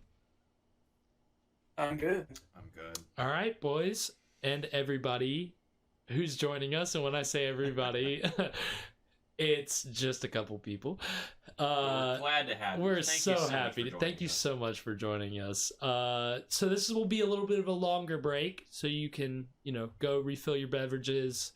Anything else you need to take care of, go use the bathroom, whatever. Anything you need to refill or empty. Right. And then when we come back, the exciting conclusion of Dead Men Walk. This is the story of Dracula, a creature who destroys all whom he touches. Dracula the terrifying, the feared, who sleeps in the tombs of the dead by day and arises at night to inflict his terror upon the innocent and the unsuspecting. Oh, you must help me. You must. You're my only hope. You must. I'll help you. I promise.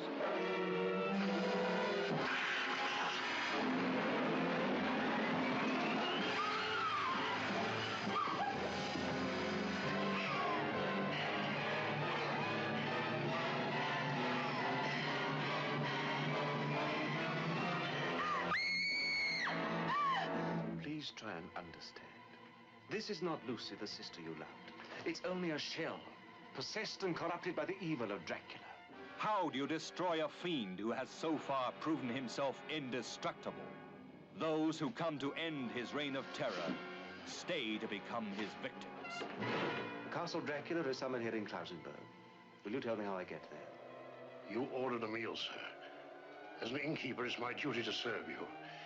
When you've eaten, I ask you to go and leave us in peace. This is the doctor who dares to challenge the vampire Dracula. This is the anguished man who fears for the lives of his beloved, the girl who is his sister, and the one that is his wife. Dracula, the bedeviled master of all that is evil.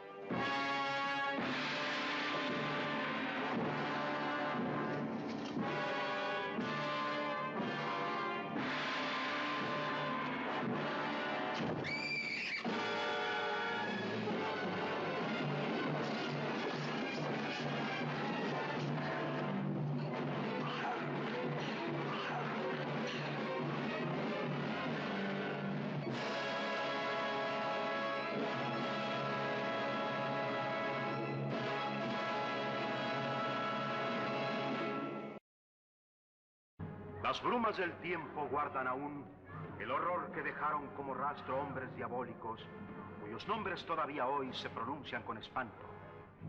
Hans de Islandia, el monje negro, el doctor Frankenstein, el lobo humano, el conde Drácula. Pero ninguno de ellos supera el impacto de terror que produce el cadáver viviente llamado Carol, conde de la Bud. Ni tú ni nadie puede matar al conde de la Bud, señor de la vida y de la muerte. Tú mueves mucho los labios. De modo que usted, doctor Saldívar, no contento con enamorar a nuestras enfermeras, flirtear con cuanta paciente guapa llega al hospital y estar constantemente pidiendo aumento y anticipo de sueldo, llega en su irresponsabilidad hasta esta broma monstruosa: robarse un cadáver. Le exijo a usted que devuelva ese cadáver inmediatamente al depósito. No puedo, señor. Ya se fue.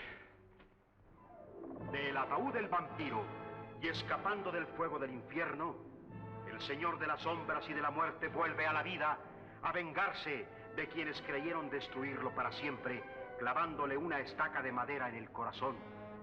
Cuidado, doctor. Mi sobrina Marta corre un terrible peligro si se queda aquí en este sanatorio. No se preocupe, no va a pasar nada. Él está muerto. ¿Muerto? Si le quitan la estaca, revive.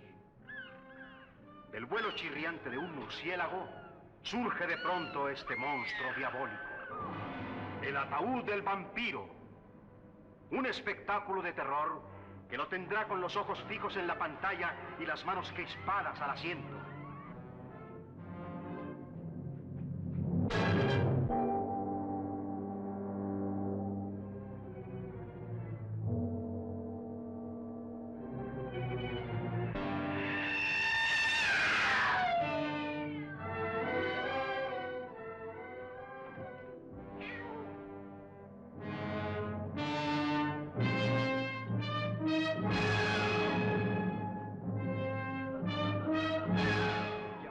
invisible para los humanos, acechaba a la mujer que debería ser su compañera en la eternidad. El ataúd del vampiro. De los lóbregos sótanos del Museo de Figuras de Cera de Monsieur Dumas, cada anochecer, Carol, conde de la Bud, sale en busca de víctimas en quienes saciar su espantosa sed. Sangre. El ataúd del vampiro, con Abel Salazar, Ariadna Welter, Jade Beirute, Alicia Montoya. Yeah, it's always amazing to me how si usted presume de buen dormir, in these old movies you'll have some really genuinely very impressive practical effects, and then you just also have this rubber bat. They're trying their best, okay? Sometimes it's, you put it all into the atmosphere, and then, you know, whatever you have left in the budget afterwards is... Yeah, I mean, maybe back then a rubber bat on a string was impressive. I don't know. I mean, I will say what was cool about that shot is you get the cheesy rubber bat, but then it gets into kind of jump scare when she's looking back running, and then the camera pans as she runs right into the vampire, right? So that's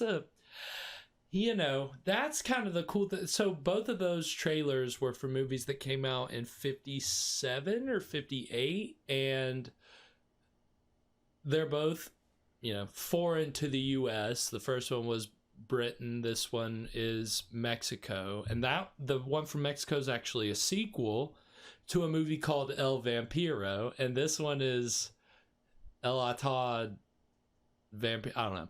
Vampire. It's the Vampire's Coffin, but this is the sequel. And did they ever make any movies in Transylvania?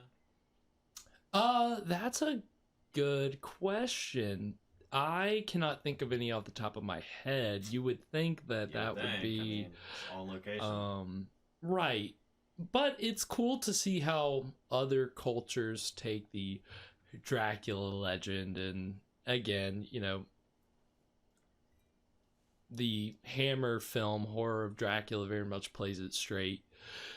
Plays at the European angle, but the El Vampiro is cool because it takes place in like a small Mexican village, but it is like it's very reminiscent of the original Dracula, but it was made in the 50s. So then the sequel kind of looks like it tries to go in a little bit of a different direction, still gothic touches like you saw with the torture devices and the torture chamber and all that cool stuff, right? Cool. Yeah. The shot of the cape, I mean, we were saying, just a second ago, the cape on that, the shadow looked amazing. Right. I would be very proud to, direct something like that. I mean, the artistry is definitely, again, it was like Adam said earlier, it's the circumstances kind of force you to get more creative. Like the limitations force you to get more creative. And with horror films, that's why I really enjoy, like, especially old ones too, because it is surprising when you see something that you don't like, something good that you don't expect. Because in an old monster movie, I mean, me personally, I can't, I'm removed from it, but I mean, I think with you guys, it's like you're not expecting much, right? I mean, yeah, not really. I mean, Adam, I don't think you're not expecting much, right? I was expecting a masterpiece, and I don't know what the fuck this is. I'm actually very disappointed. It's a little thing we like to call dreck or schlock or again, a mockbuster, whatever you want to call it, exploitation, put any number of terms on it. But we'll wrap it all up at the end with all that. But anyway, we're about to get into the exciting conclusion of Dead Men Walk. Any wagers, any over-unders for anything on the ending? Any bet? That's what I started to think of, because I think it's like, yeah. What do we think? I mean, it's. I would bet you guys $2,000 that the vampire kills his brother. $5,000 right now. Okay. I don't feel like I can. Those are long odds. I would say. I think that they're going to. Well, and actually, I have to be impartial because I've seen this before, and I know what's going to happen. So it's really just between Adam and Evan here. I'm totally removed from the situation. $20,000 that one of them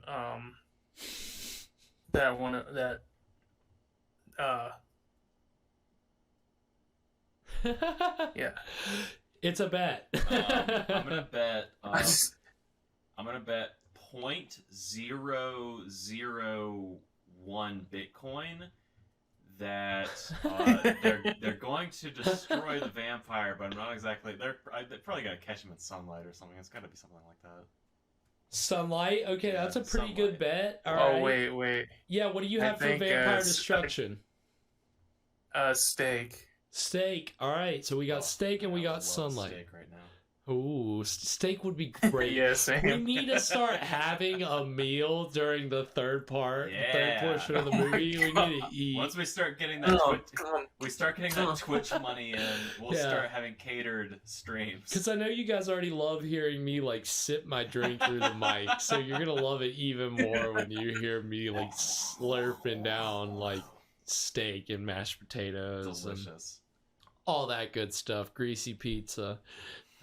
Wings. We'll indulge ourselves when we get to that point. We'll do a remote stream from CC's. Yes. We'll start watching movies Oh from my CC's. God. Yes. We eventually, folks, we're gonna get there. We're gonna get to that point where we're live where streaming. we can afford to stream from CC's. Live from CC's. Instead of just live up there in the corner, it's gonna say live from CC's, and we're gonna be very proud. Claw machine. Gonna be playing the racing game. I don't know if they still did. They ever have skee ball? Is that a? I don't remember. Did CC even? I never. Well, yeah, I guess the CC did have some a little couple games and stuff. The last one I went to.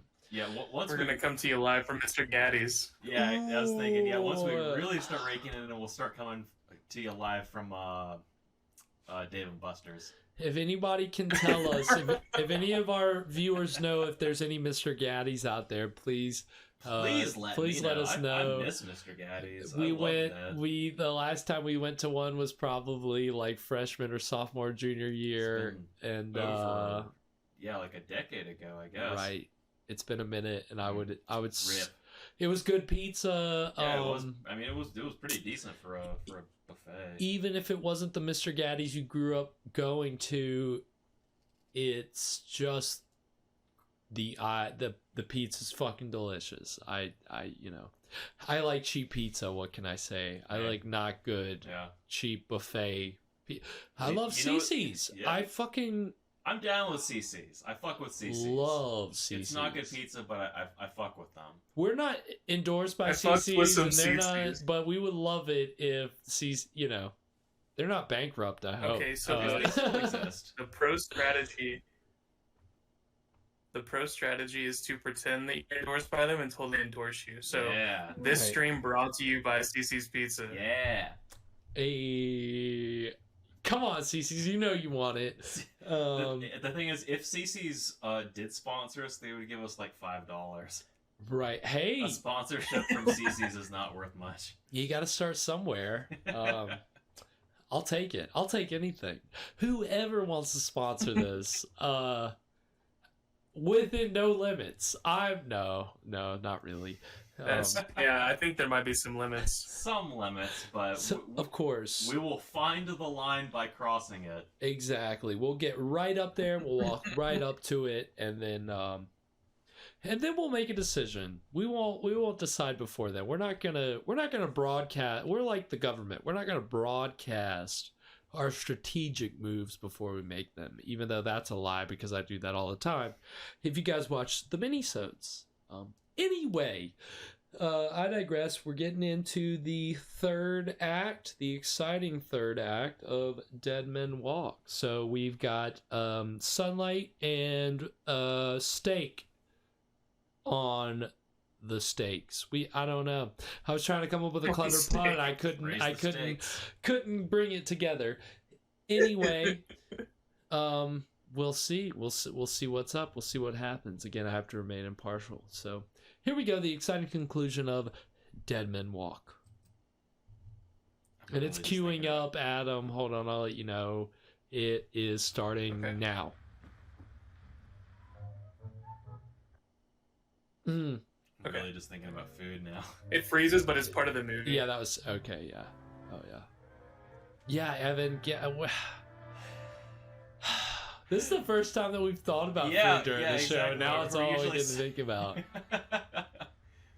It's the first time our tangents have led us to food. Oh, yeah, food. Oh, I'm Food hungry. exists. Forgot. Oh, I like food. Oh, wouldn't it be great if we had some food right now?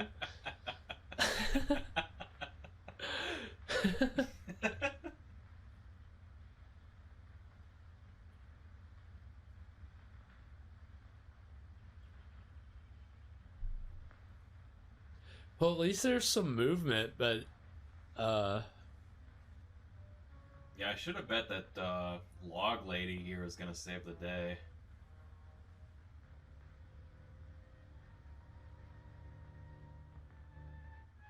Either that or she's about to die. I don't know what the over-under on that is. Right, we didn't make one. Yeah, that would be a good one, though.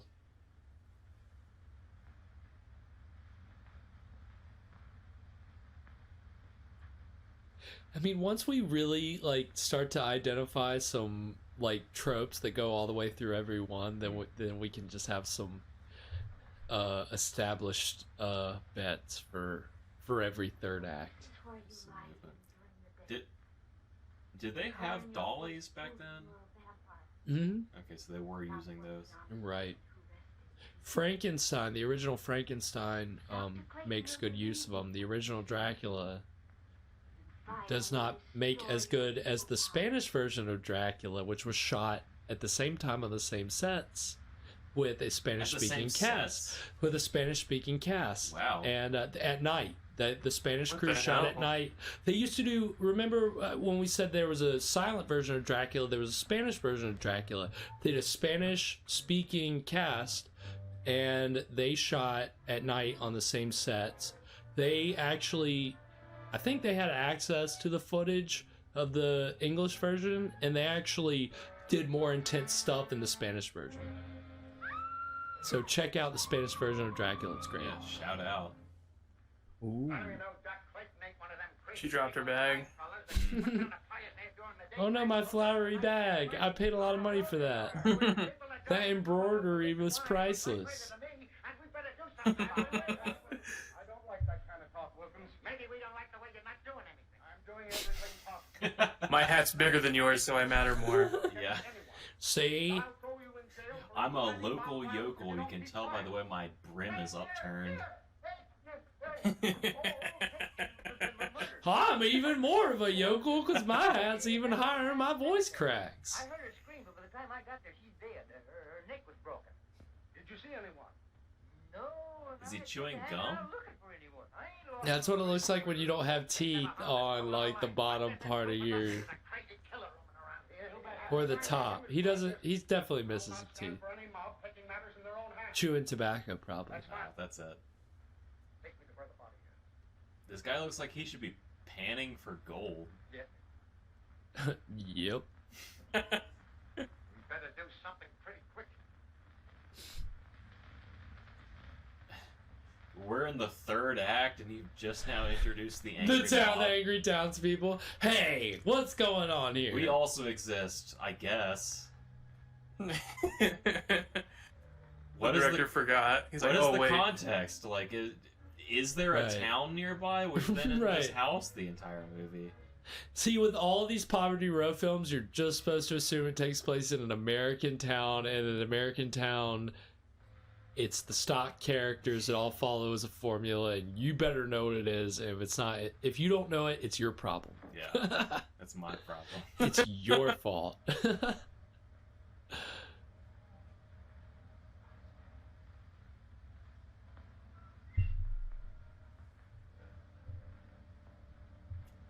It's still pretty cool. I zoom this time. Right.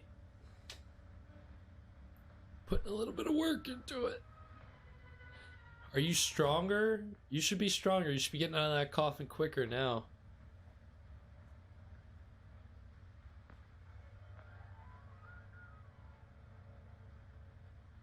Why am I here? Old Kate found you and I had to kill her. I knew. Oh shit, he killed her. I brought you here. Well, Yeah, they just said they found her dead. Okay, so one of my predictions was right. She did. Rip. I say you, he did. The Colonel. The Colonel. Almighty Lord of the earth, your servant bows in eternal obedience to your will. Time has come when I must destroy all those who stand in our way. I mean, you know, these guys both get prominent roles late in their, well, more, Zucco's more middle of his career here, but prominent roles they weren't getting at Universal. They were in a lot of Universal movies, but they were always playing very much like people that only had 2 or 3 lines, very much background. So Poverty Row is the only shot they got to like be a lead. Is this a set or are they outside? This is a set for sure, for sure. Not bad. Yeah, I mean it looks pretty convincing. I mean, yeah, you're not getting this. You're not getting as good a sets as this from Monogram, which was the people that did Voodoo Man. PRC puts a little more into it. Well, Voodoo Man looked like it was shot outside. Right, those scenes of the women going around were definitely shot outside for sure. But you can make a set look kind of more atmospheric, which you see they're able to do here. I mean, it looks I would say fake, this but looks definitely more atmospheric. right, they're clearly putting more of an effort into it than they did with. Clearly, for Voodoo Man, it was easy and cheap to just go out into the behind this the bush. canyons back behind the studio. Go out into the gully behind the the scary gas station. Exactly. You are not wrong. Finding this place cost Kate her life did no good. If I'd only known in time he was here.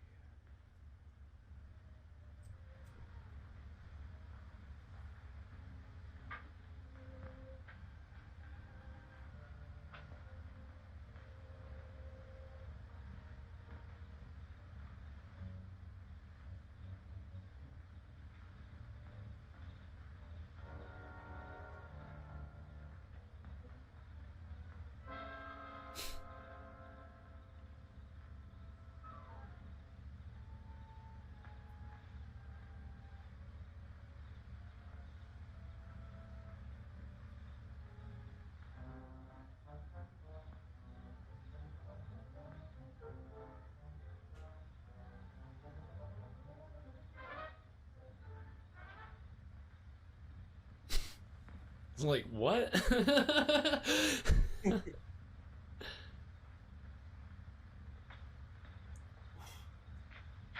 Okay. Yeah, this was a What? little bit of a jump. What? Everybody's just kind of fumbling around. Yeah. Oh no, I got seen. Oh no, I got seen. Yeah, I know we were having this problem last week. Right.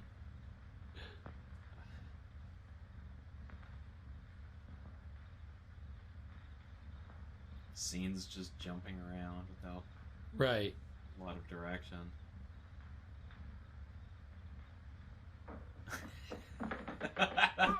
Just smiling in the bush.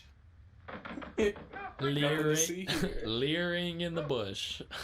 Bugging your eyes out. I saw him as plain as I see you, and he glared at me like a devil. You get on the phone and run. Glare. Yep. It's a good word. He's not that much of a yokel. That was a pretty good word to describe it. Do people sleep fully clothed in this town? If they're not wearing the hat with the little ball at the end of it, like the fuzz ball, you know, like Yeah. Scrooge, like one of the Scrooge bedtime outfits. If they're not wearing a full suit, then they're basically Yeah, in this their guy's been in a pajamas. suit the whole fucking movie. I couldn't live like that. I don't know how they did it. I hate wearing suits. Absolutely. It's like 11 p.m. He's walking around the house in a suit. Although if wearing a suit at all times permits me to also be able to smoke indoors at all times, then I guess it would be worth it. Angry mob, angry mob, Hey, angry look, mob. we're gonna go over there. Rabble. South Park like took the angry mob trope and just codified it so well, multiple times. I don't know where to search. Every time people get worked up, South Park knows how to personify it. Elwyn's house. Oh my god! Yeah, that was wild. His eyes are just gonna pop out of his head. Boing! That's worth trying. Now that would be an effect. No. I told you before, I feel that I must be the one to destroy him. We were brothers, and there was a bond of hatred between us that lasted a lifetime. If I fail, then you must be the one to take up the fight. For Gale's sake and for the He looks kind of bored. Yeah, he's like, That's what I'm okay, saying. pot. He's had no enthusiasm the whole time. Communist. Yeah. Right? That's how you know. Jeez, Pop, stop talking and just go get him. Oh god, here they go. Who would you say is the protagonist of this movie? Does he even have one? Brother? George The other Zucco brother. is the only one that I would call the protagonist, but it's Whether or not he's a good protagonist. is- right. Also the antagonist. Because Yeah. he's the big name, he's, you know, yes. Any more crazy murders? Dr. Clayton is innocent. Well, you said yourself he was trying to murder Gale. Midas. Wait Trying to moida. Terribly wrong. No, you weren't. You were right. I saw the proof tonight with my own eyes, and I caught him red-handed. That couldn't have been Dr. Clayton. It was his brother Elwyn. Have you gone crazy? Elwyn Clayton is dead. Everyone knows that. You don't understand. I don't understand why you're trying to protect him. See, like these static shots where it's a lot of profile. We've gotten a lot of these where it's conversation stuff, and the bigger studios knew how to like block those scenes better, and make them more exciting and interesting, and not just that.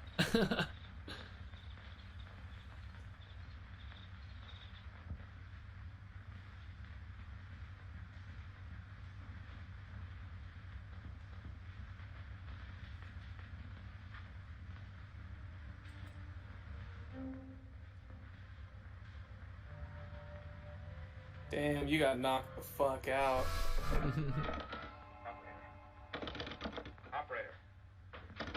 Operator. What? I don't understand. You're making a terrible. Why are they back? I know.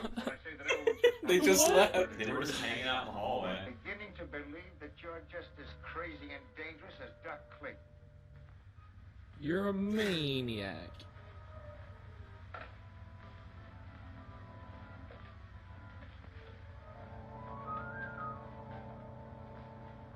What's he doing? Hey, what is that? Yeah. Is he drilling a hole in the floor or something?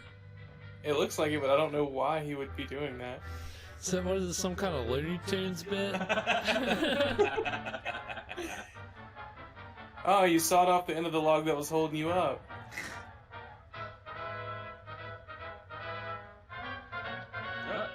Oh. You'll never leave here alive. Never should have come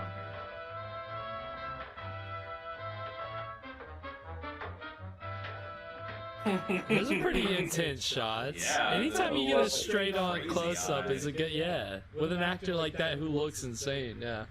Looks good.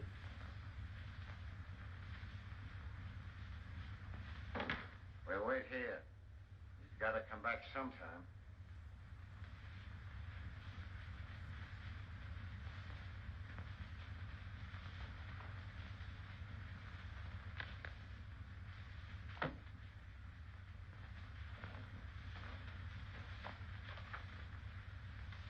Would you look at this? A book on witchcraft and vampires. I would read this sort of trash. Trash. This is garbage. Garbage. It'll soon be daylight. I suppose he just went out for an evening stroll, huh? You wouldn't understand.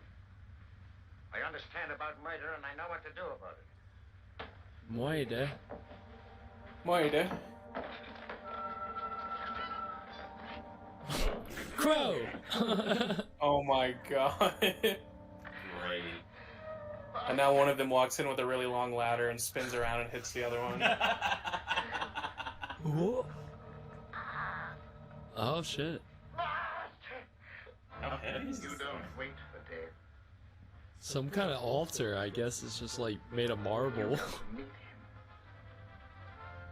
Ooh, that's a good line. Oh, yeah. That's good.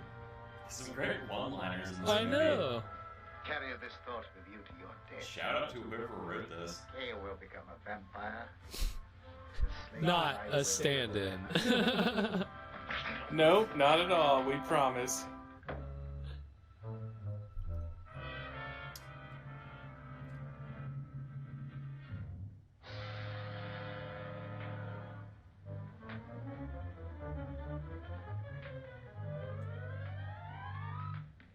Shot's going on for a little while.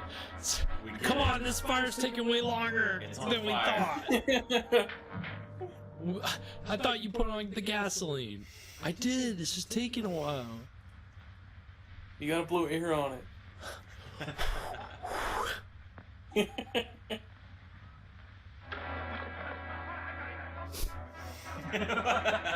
Everybody fights. This is like a bit. Yeah, everybody just starts fighting each other because the lights are off. Oh, it's dark. Oh god, I'm gonna use my fist. I gotta fight my way to this dark room. I'll fight the darkness Ow. with my bare hands. Outrageous.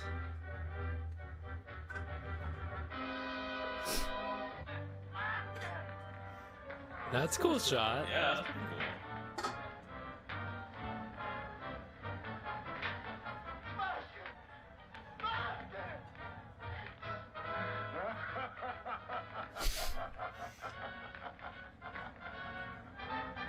Shit. There's some fire around them right now. Yeah, there is. I would be concerned about that. It's fine. It's just asbestos. All these sets are.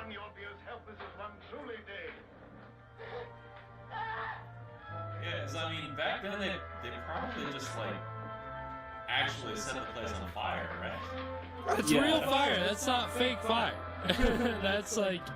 I mean, it's a set for sure, but Right. that's a We're lot of still- fire. we're- Like for this shot, we're gonna burn the set down. We only got one shot at this, guys. It's certainly a controlled burn. You know that.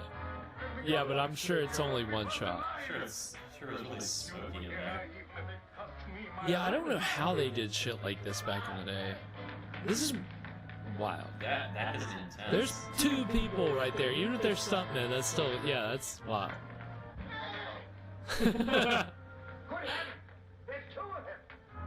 There's two of him. What? Wait, if you're him, then that means what?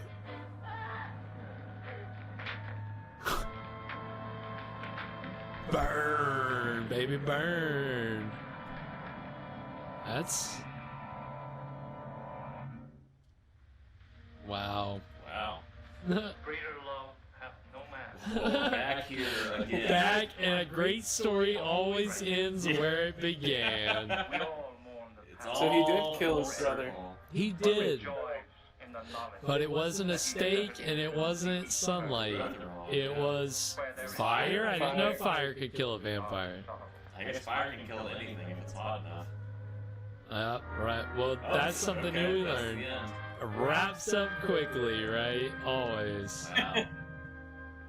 George Zucco gets his due, top billings. Good to see Dwight, Frye, fourth. The brackets.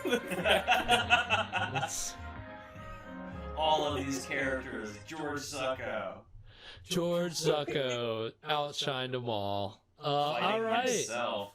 Hey, yeah. I mean, anytime you got to play double duty, I mean, there's a long history of actors playing twins, which I did not research this week. But, I mean, can you guys think of any recent? I guess like the Facebook movie, like they digitally put Armie Hammer's face on the like other twin for Social Network. In Parent Trap, Right, Lindsay Lohan. That's right. She played twins. Yeah, so it's a thing when actors play double duty like that. Well, I mean, I guess if a 8-year-old can do it, I don't know how much props we should give to Zucco, but I mean, I gotta give him props. I mean, this is certainly a role of a lifetime for him to play the lead vampire. I mean, clearly Lugosi was not available, so. They're like, well, I guess we can get Zucco. We won't have to pay him much. But he does. He clearly. But he doesn't have the eyebrows. No, he doesn't, and he doesn't have the hair. He doesn't have the widow's peak. But he doesn't have the stare. No, but he has a leer. See, he doesn't have a stare, but I would call it a leer, and I would say that he clearly enjoys playing that kind of role, like. He's clearly having fun playing that kind of role. So I enjoy that. That's nice to see because most of the time, again, mad scientist, henchman, some bad guy that's going to get killed by the end and isn't the lead. So see him pulling double duty here. It's something special. All right. So what do we think, Evan? What's your final verdict? Ooh, my final verdict. You know what? I think the point from earlier still stands. Narratively, maybe not the best movie, but honestly, out of all of the ones that we've watched so far, I was definitely finding a lot of technical things to pick out. So Right. I'm gonna say this one gets a thumbs up from me. Hell yeah. Adam? It was kind of weird that they seem to spend a lot of time making like really good technical choices for quote unquote mockbuster. That's kind of strange. It's wild too. How like long this did you kind say of- that this? Huh? How long did the production take on this one? 6 days. That is insane. That's like a long work week. Wait, the production? Yeah, 6 days. Holy shit. That is insane. So that's what I'm saying. Like, that's insane. Voodoo Man, I think, was also shot in like 6 or 7 days. But you see a difference here with the quality, and it sucks that this movie hasn't been restored. Hopefully, yeah, I liked this one a lot more than Voodoo Man. Yeah, no, this one again. There's as shitty as the just some of the monologue and storytelling is.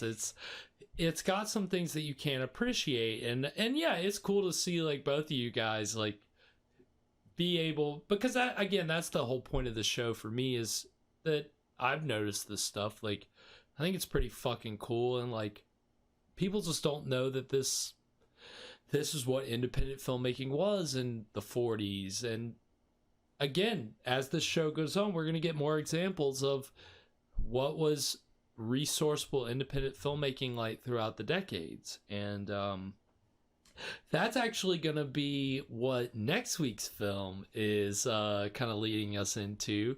So if anybody's familiar with a man named Roger Corman, he is a very famous B-movie producer and director. Started out like producing and directing his own films, a good number of which are in the public domain, which we'll see on this program. We're going to start with one which actually, it says it's directed by him, but it's directed by like 6 to 8 people. And there's a very interesting production history behind this movie. It's called The Terror, and it actually stars Jack Nicholson. What? And Boris Karloff. Wow. And okay. yeah, it is a lot of fun. It doesn't make a bit of sense. It's a gothic horror movie. You know, it's very old fashioned. Yeah, it's wild. I have a lot to share with you guys about this movie. This is one that I saw when I was really young, and I've been fascinated with it. I keep watching it, even though it's not again.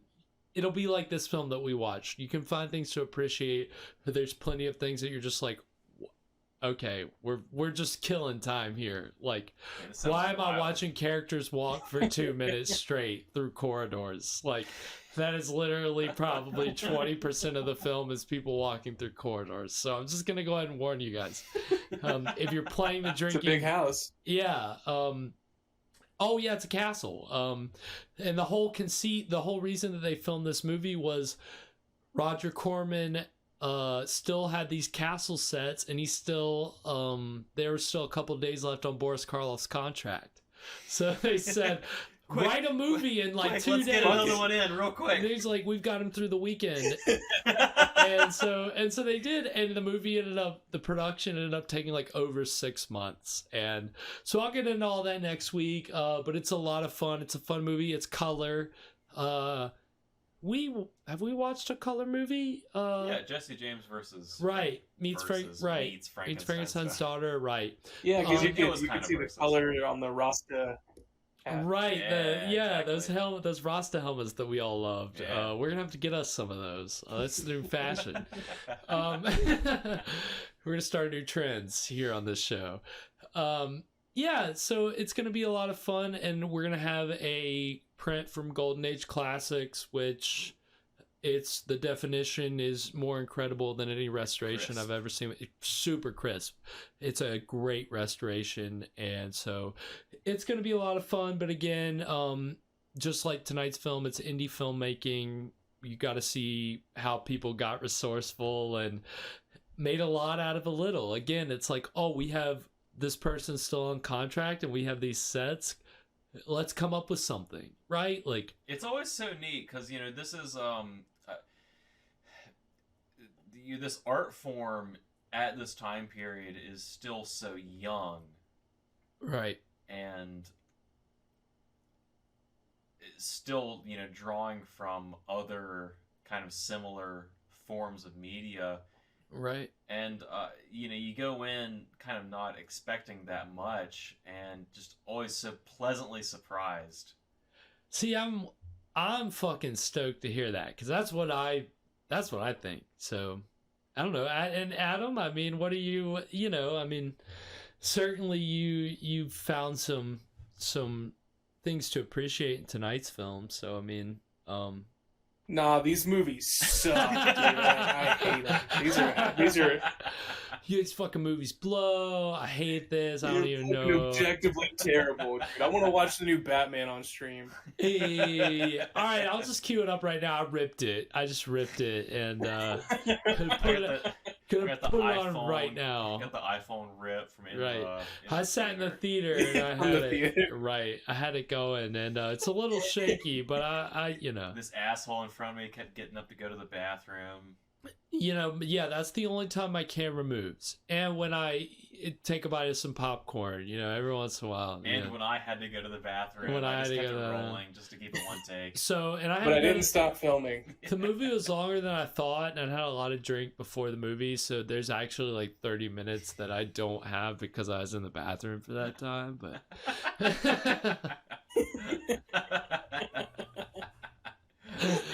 Oh man, if only we could show the Batman. Wouldn't that be something? I'm gonna have to see it. Adam has raved about it, so I certainly... It's good, but it's not great. Okay, yeah, maybe I shouldn't have said the word raved, because you said, I guess you said things about it. I guess you didn't rave about it. He commented on it. I was ranting as well as raving. Right. Just like the Joker and the deleted scene that was released from that movie, which I saw this week. Have you seen that? No. Are you I have not. Fresh, have you- raving about that? No. Well, I'm saying, so there was a deleted scene released from the movie. The director put it on like Twitter, or online somewhere, and it's a scene where Batman interrogates the Joker in Arkham like prison or asylum or whatever it is, and Joker's blurry for the most part, and then like when he finally like comes into focus, it's like his mouth and it's all. The Joaquin Phoenix movie. Well, No. I'm about to say something that's a spoiler. This is I'm a about to guy. say something that's They a got a spoiler. new. Oh, okay. They got a new actor to play the Joker. He's not in the movie. He's Okay, not in the Robert Pattinson This was movie.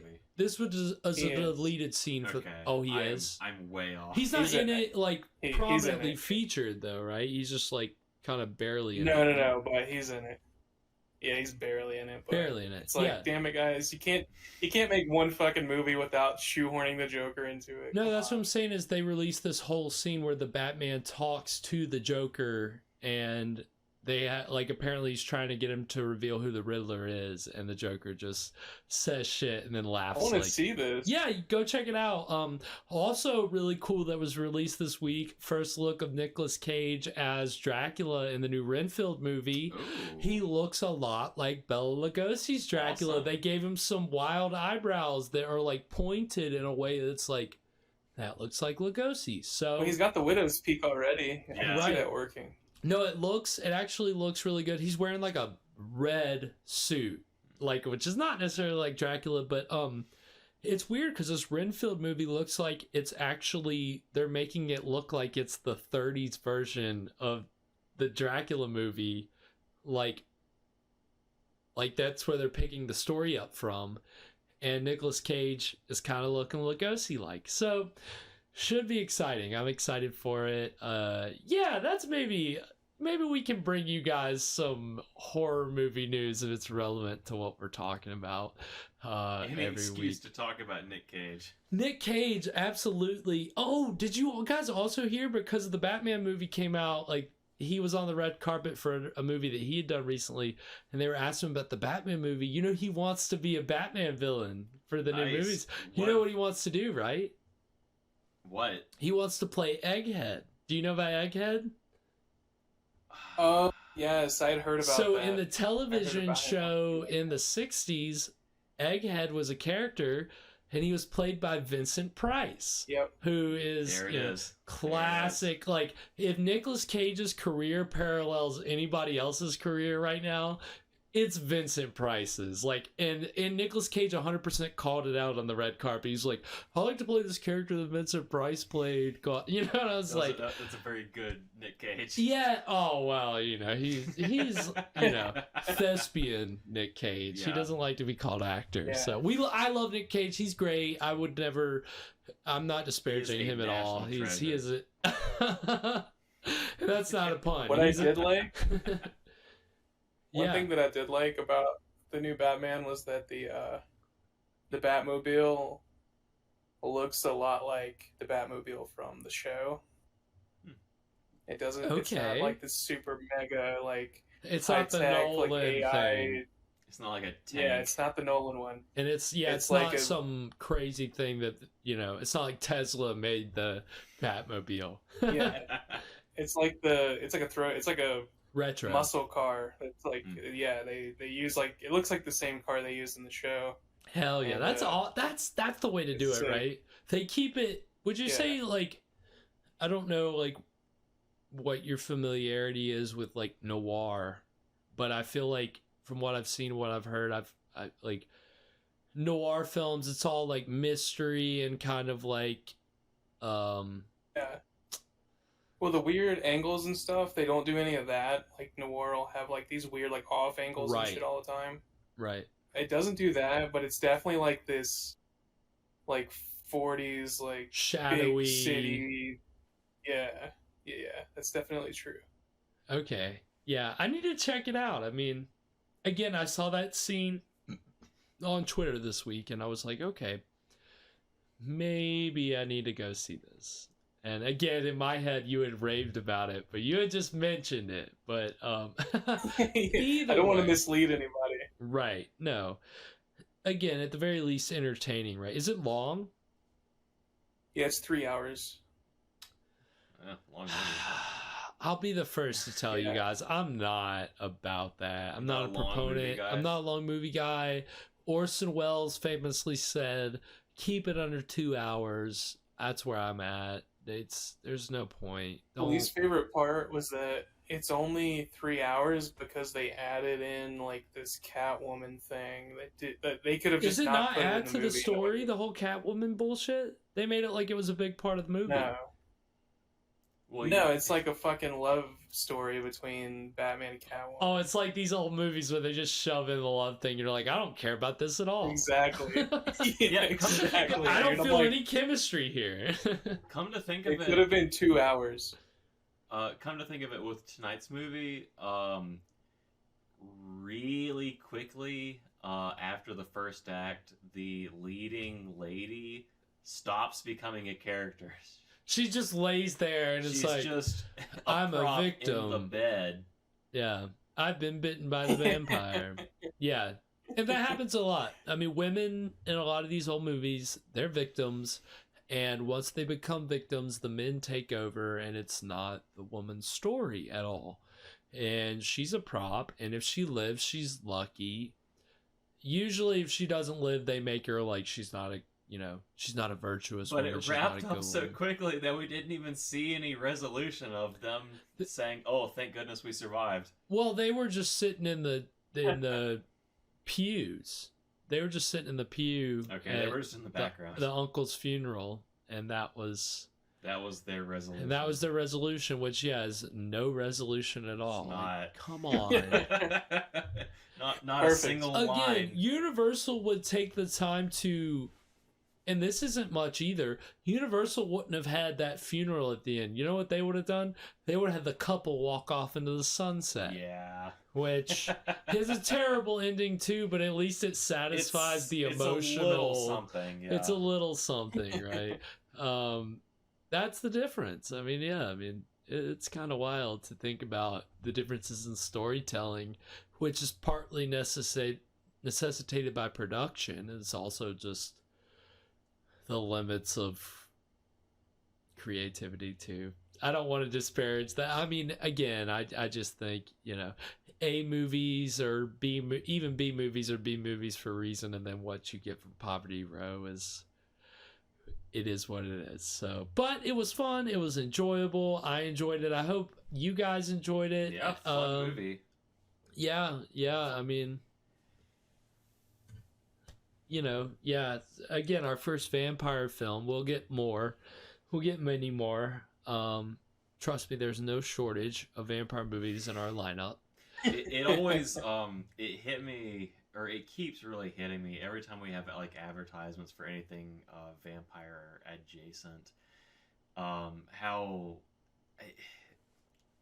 it just seems a little funny to me that you've told me that Bela Lugosi was only ever Dracula like twice, and yet there's so many Dracula adjacent properties. Right. Exactly. And that's why I wanted to start out with one that was lesser known, just a vampire story that was lesser known, because it would have been easy to start with Nosferatu, right? Most of us know Nosferatu. Yeah. That's probably, if we end up watching that, that's going to be like the only movie on this list that I've actually seen. Right. And that's actually, even though it's a silent film, it's one of the longest movies in our entire schedule. This movie tonight was 64 minutes. And this is actually one of the longer episodes. It's only because we've just chatted a little more, because we've been joined by Fresh, and we've been having a good time, right? So yeah, I mean, again, Evan and Fresh, thank you guys so much for joining me. Well, thanks for having us. Yeah. Thanks for no, you better have us. Yeah, we deserve it. Any freaking time. Yeah, you're damn right. Anytime. Any other points before we go? Anything else before we go? Anything you want to bring up about the movie, or anything you want to